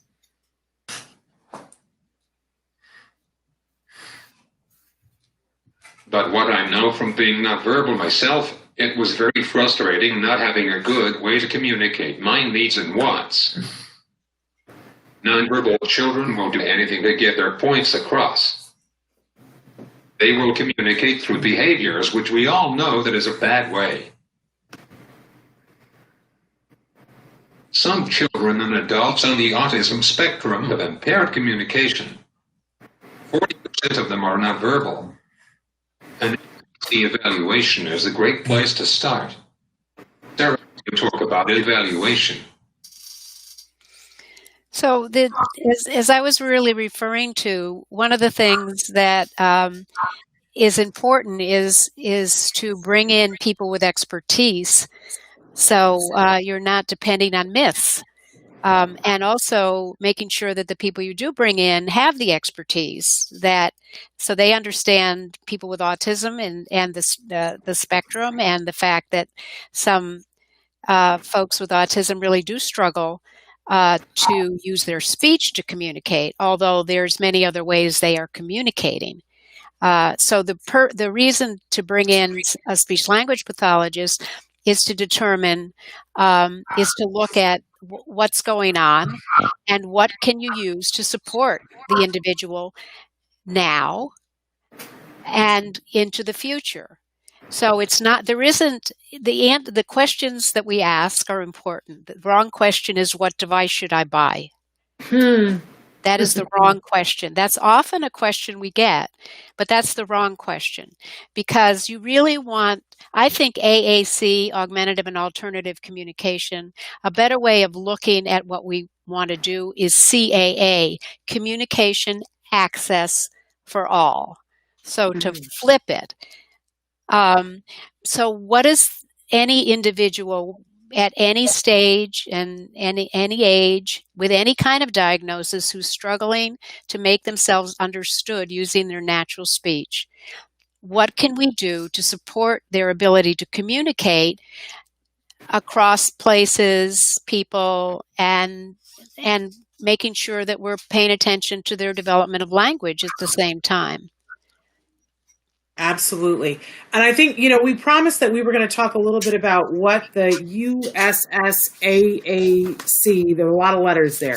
I want to make sure I get them all. Which one of you wants to address what that stands for? I want to talk about an organization that promotes AAC called United States Society of Augmentative Alternative Communication. USIC is the only society that works for and with family members, AAC communicators, and professionals to advance communication rights. Sarah, what do you think our audience wants to know about USIC? So, USAC is an organization that I wasn't the only founder. There was a group of people, and we are a chapter, one of 15 chapters of ISAC, which is the International Society for Augmentative and Alternative Communication. And I think that what the benefits of USAC are, because first of all, it includes anybody and everybody who's got some kind of passion about providing communication access to individuals who have challenges. And so part of what USAC does, it has members from all different groups. One of our missions is to promote the best practices and for communication for people with complex communication needs. And we have a focus on education and building capacity among families as well as professionals. We have advocacy, a lot of advocacy committees, and we also address disaster preparedness because people who have challenges are among those most vulnerable in an emergency situation or a disaster. So we have a special committee that focuses on that. So we're a rather small organization that is interprofessional and really needs the participation of people who have communication challenges, as well as the family members and others who support them in one way or another. So I will turn it back over to you all. Thank you. And this is, October is a specific month for awareness. Mike, talk to us a little bit about that. Many families still do not know about AAC. That is why it is so important for us to get the word out. In 2007, the International Organization to Promote AAC picked October as National Awareness Month. I know that families always join the Autism Society of their state, and I am a member of Wisconsin's chapter and my local chapter, but a lot of times they don't have workshops about AAC. I feel strongly that families and autism professionals could join both, because we have benefits that they don't get from being a member of just the Autism Society. Sarah, can you talk about the benefits? Sure. The membership in USAC at the United States level also gives you membership in ISAC. So there's something really special about opening the world and realizing that people all over the world are the same and yet approach problems perhaps differently. So there's lots to be learned there. And then we have webinars on a regular basis that are free and also that professionals can earn CEUs on if they're members. We have a Speak Up blog, and anybody is invited to present papers to that and information exchange. So there's a lot of activities, and we're one of our partners is the Red Cross. Another group we partner with is the ATIA, and we've partners with the Autism Society actually during some disasters and things. So we're very open to collaboration. Amazing. Well, I just think that this is an area that doesn't get enough focus. And even from the autism community, this doesn't get enough focus because everybody, I think there's this misguided thing that we all need to be pushing for the vocal communication. And there is a fear to talk about this means that you're never going to get there. And I think we've addressed that myth here on the show and that you guys have addressed it today. And I love to look at it from the human perspective that you brought the very first time you were ever on the show, Mike. And you talked very succinctly about the rights of an individual and having the right to a form of communication that's possible for that individual.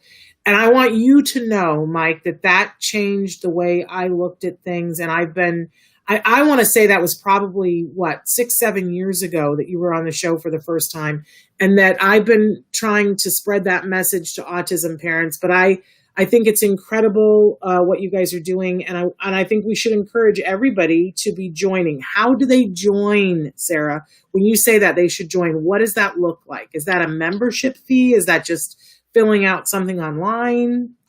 There is a membership fee, and it depends on, and it's sliding, so that the people that we most want to attract pay the least, which is the individuals who use AAC and their family members. And then we have professionals, and they pay a different course. We also a different amount. We also have memberships for sponsors that are more sponsoring the organization, so institutions and corporations. And so, as I say, there's a way in, no matter how you want to come to join us. Okay. Well, and unfortunately, we are about out of time, but I just can't thank you guys enough for being here.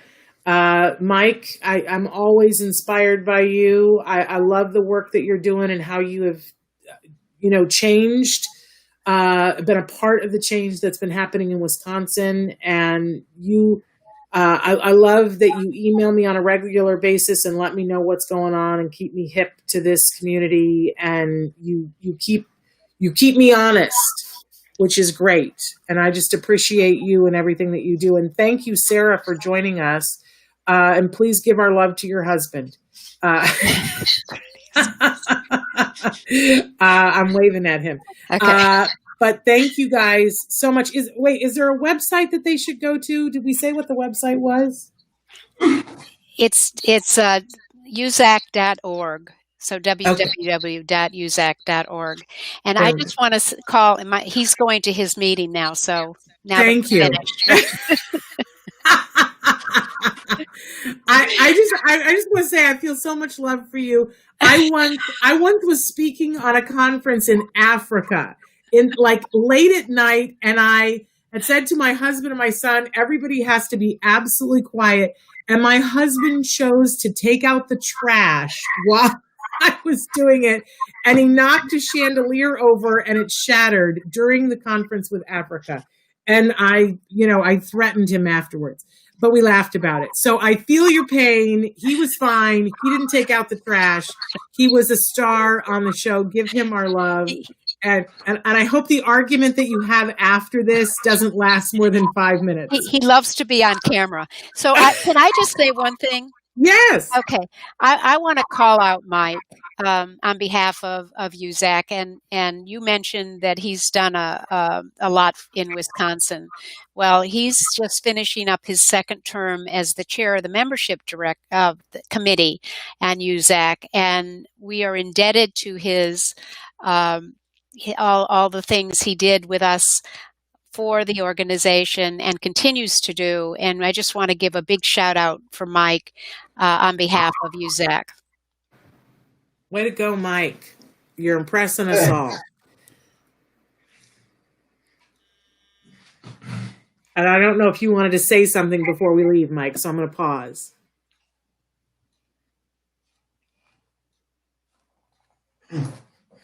Service.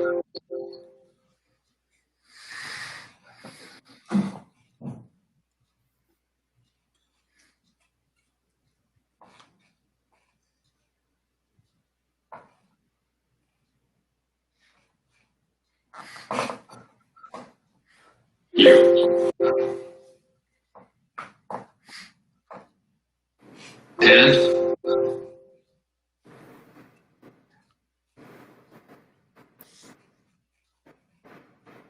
A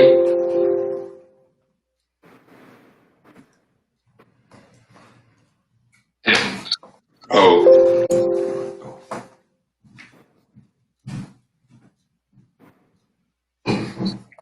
Y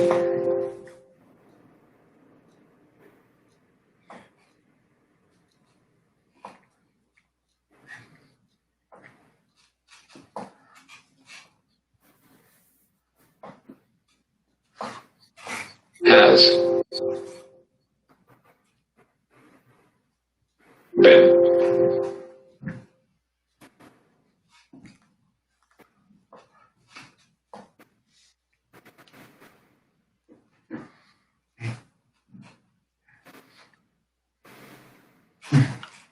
so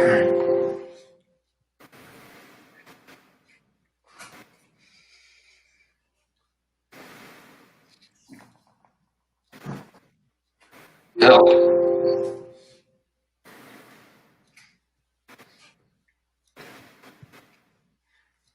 helpful to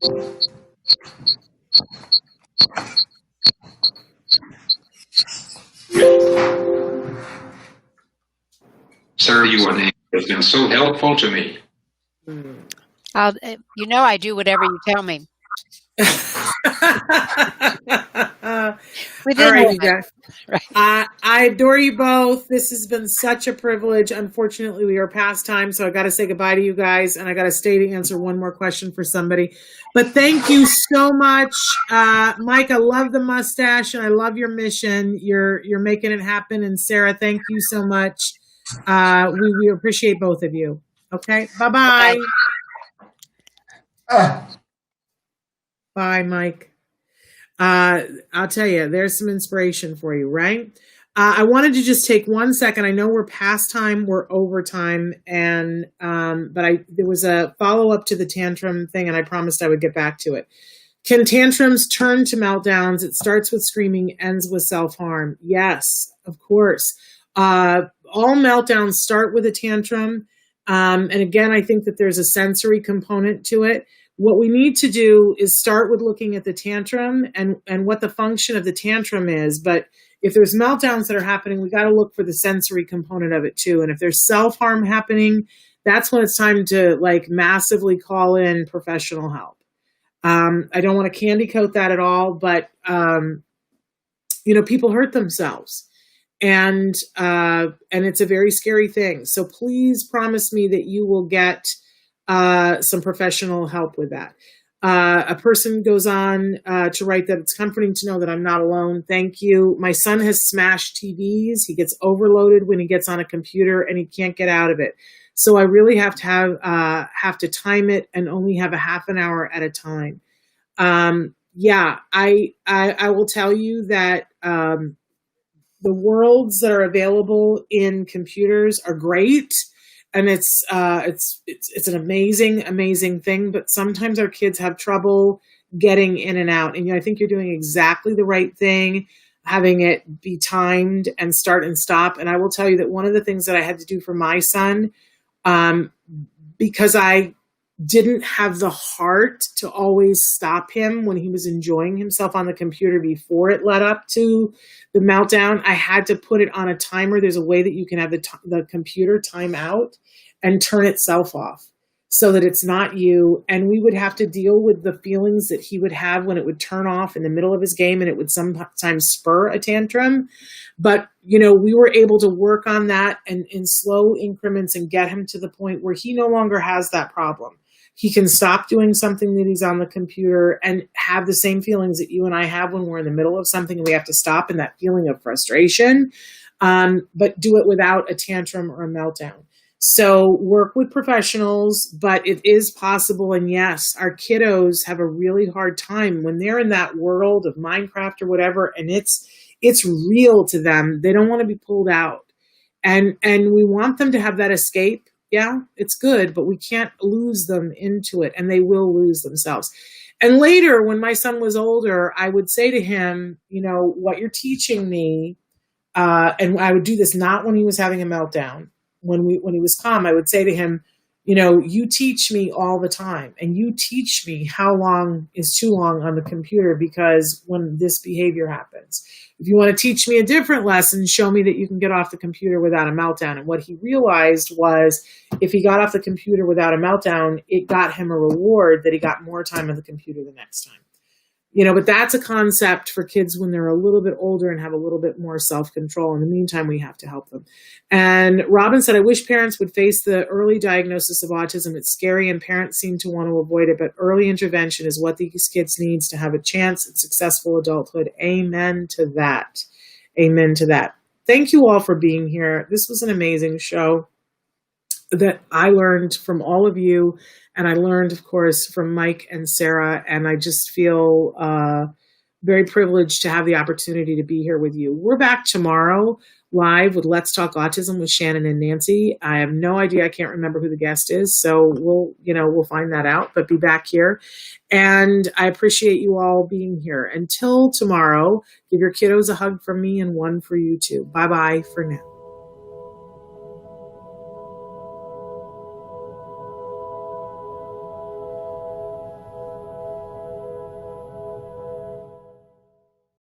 Hey, thanks for watching Autism Live. To subscribe, click here. And if you'd like to check out some more of our videos, click here.